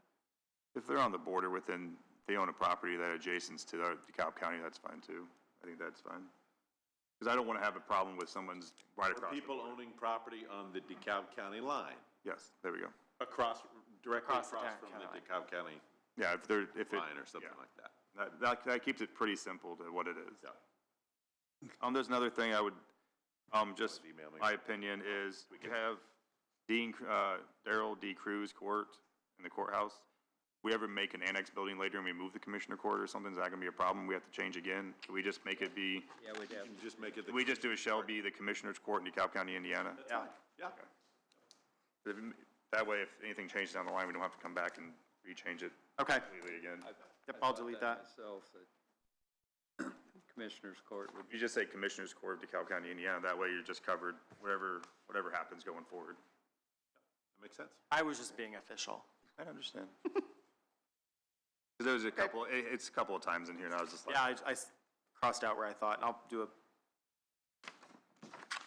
And then the only other thing was, maybe I just didn't quite understand it, was the $100 per day violation. Is that upon, when does that start? that would be when we would go to court. So if you Day order. of court? I'm sorry? The day of court? So if you would order us to go to court when Andrew and Rachel are working on the lawsuit, we would, through the start date of that, through when they would submit really the lawsuit is when it'd be 100 day So per when we make a decision at our public hearing, we say, nope, I'm gonna sue Jace. Just saying you're the client. I say, hey, we're gonna sue Jace. The next day, the $100 starts. No. Is that what you're saying? No, I think that's when it should, I don't think you should have it start when you file the lawsuit. I think it should start earlier. Right, You and I talked about I think that typically when it starts, when we do, that. I would say maybe when. through he our issues zoning the first- ordinance, it's the date the first violation went out. I think the date that Jace sends the first violation. Yeah. goes out So it's gonna back all the way to. Correct. Yep. I think you need to make sure I think you need to Yeah. make that much more clear on the penalty there. You could say, Going forward, so you that way could people add in understand. saying That's a big fine of difference. $100 per day, beginning as of the date of first notice. Yeah, because if you're looking at 50 days, I mean, quite a bit of money versus at the end when we file the lawsuit. Yeah, I like So that We idea. need to clear that up. Okay. Well, the question I have also is, when it says court, are we talking about the commissioner court or the judge court? So where specifically are you looking at that for? Because, The $100 per day fine. so that would be courts. So the hearing authority is going to be within Commissioner's Court, but the, Well,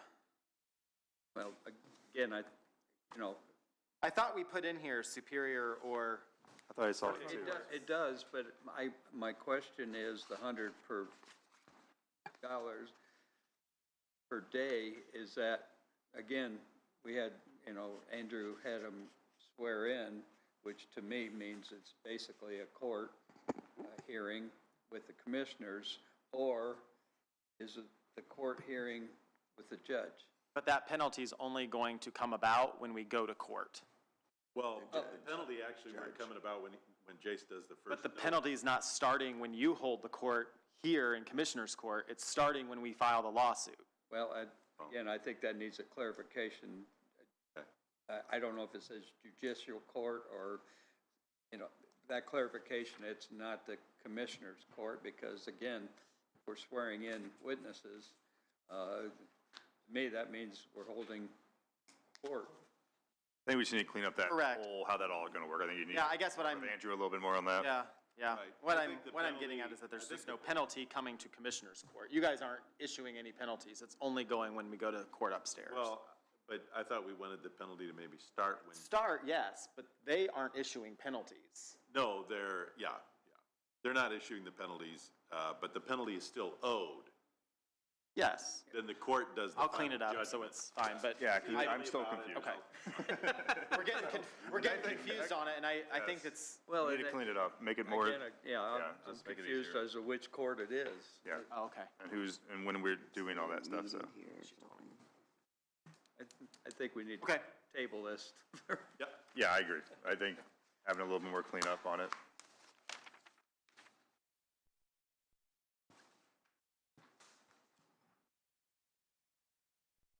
You got all those notes, Chris? Yeah. Come back in 2 weeks. Yep. Have them look at it and then we can talk about it. Do you want to have the hearing in 2 weeks, or do you just want to see this cleanup language in 2 weeks and have a Probably just want hearing? the Cleanup language in 2 Let's weeks. do the clean in. Yeah. Yeah. Okay. See what that And looks any like. other That way it's all buttoned up before we put it out to the public to have Susan, a. can you get a time for next week, or in 2 weeks?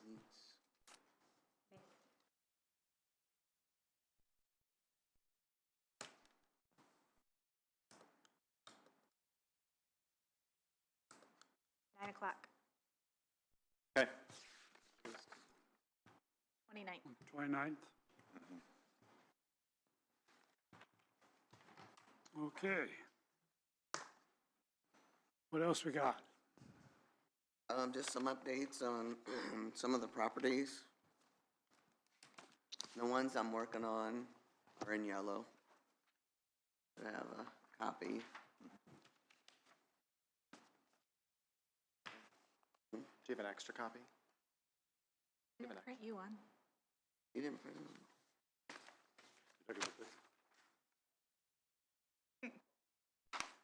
And then the other ones are sort of put on hold for a minute.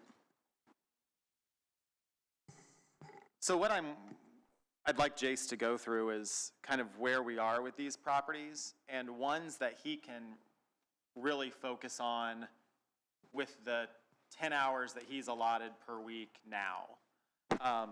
As you can see, there's a lot of properties here that, over the course of the years, they've been working on or monitoring.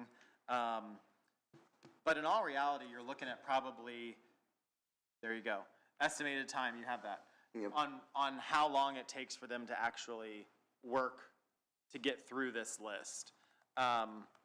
And whether that means we need to up the hours, and then move to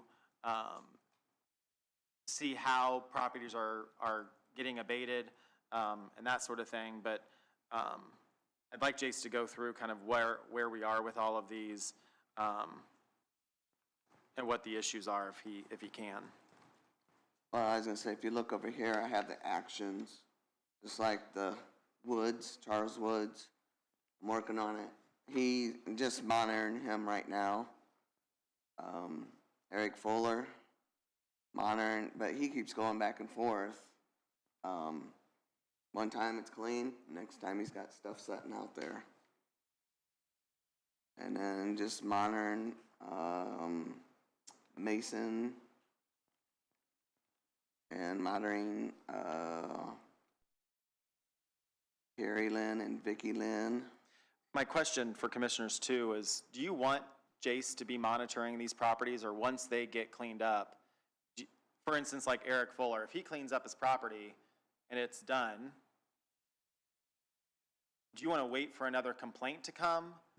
Okay, so you would rather him not monitor Right, these properties? Okay. I'd rather not. So after it's done, and, Yeah, and it's done, it's off the books. Okay. okay. Because there's also a file from the previous where they have ones that they're monitoring. And I don't know how many's in there. I don't either. A lot. Yeah, we don't need to be going back and checking. Okay. Yeah. If we get another complaint, and then we bring up the fact there's already been one complaint. Start the process over again. And maybe even a little more firm on that second process. Okay. If we need be. Okay.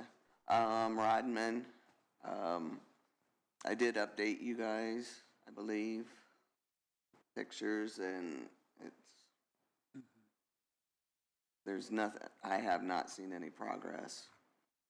And then Krantz. Where are they at with that though? Are they on was that day 30?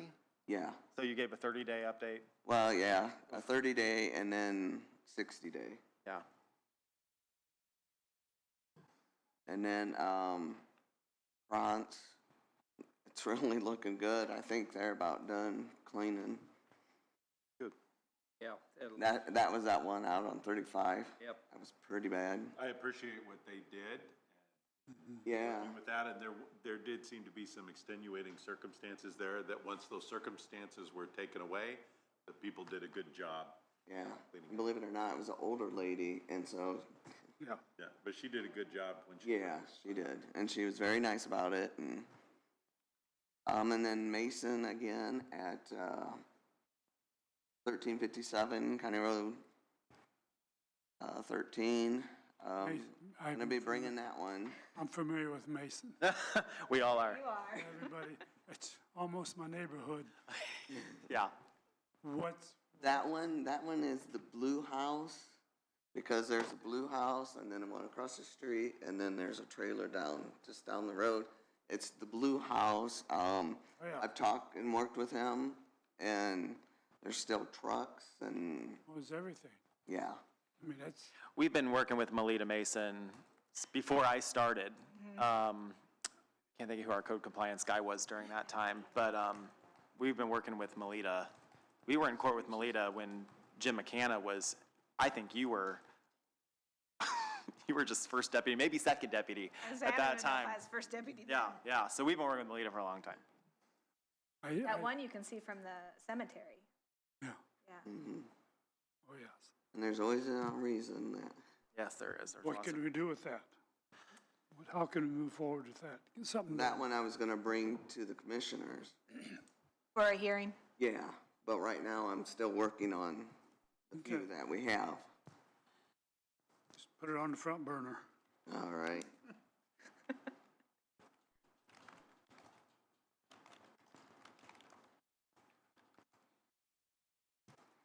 And then,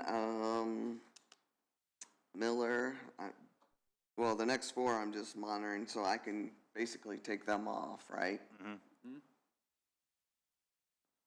And then we have the Albright, which it looks like he's cleaning, but he hasn't did anything with those poles. He did something and then stopped. Yeah. Looks like He even moved scattered them. he even moved the crane out of the way too. I don't know if he moved them to the side or they were more in there when he cut down the grass. I don't really know what happened there, so. Well, it looks like there was a pile, now there's two piles. Yeah, I'm not sure. I'll Some reach in- out to the some in attorney between. involved and just see where we're at on that. Okay. And then Sadison's,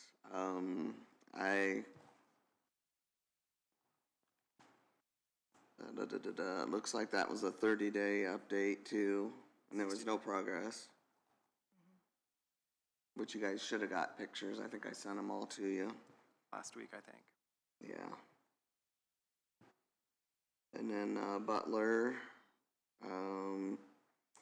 he is good, so I could take him off. The Russell one? Yeah. Okay. Oh, wait a minute.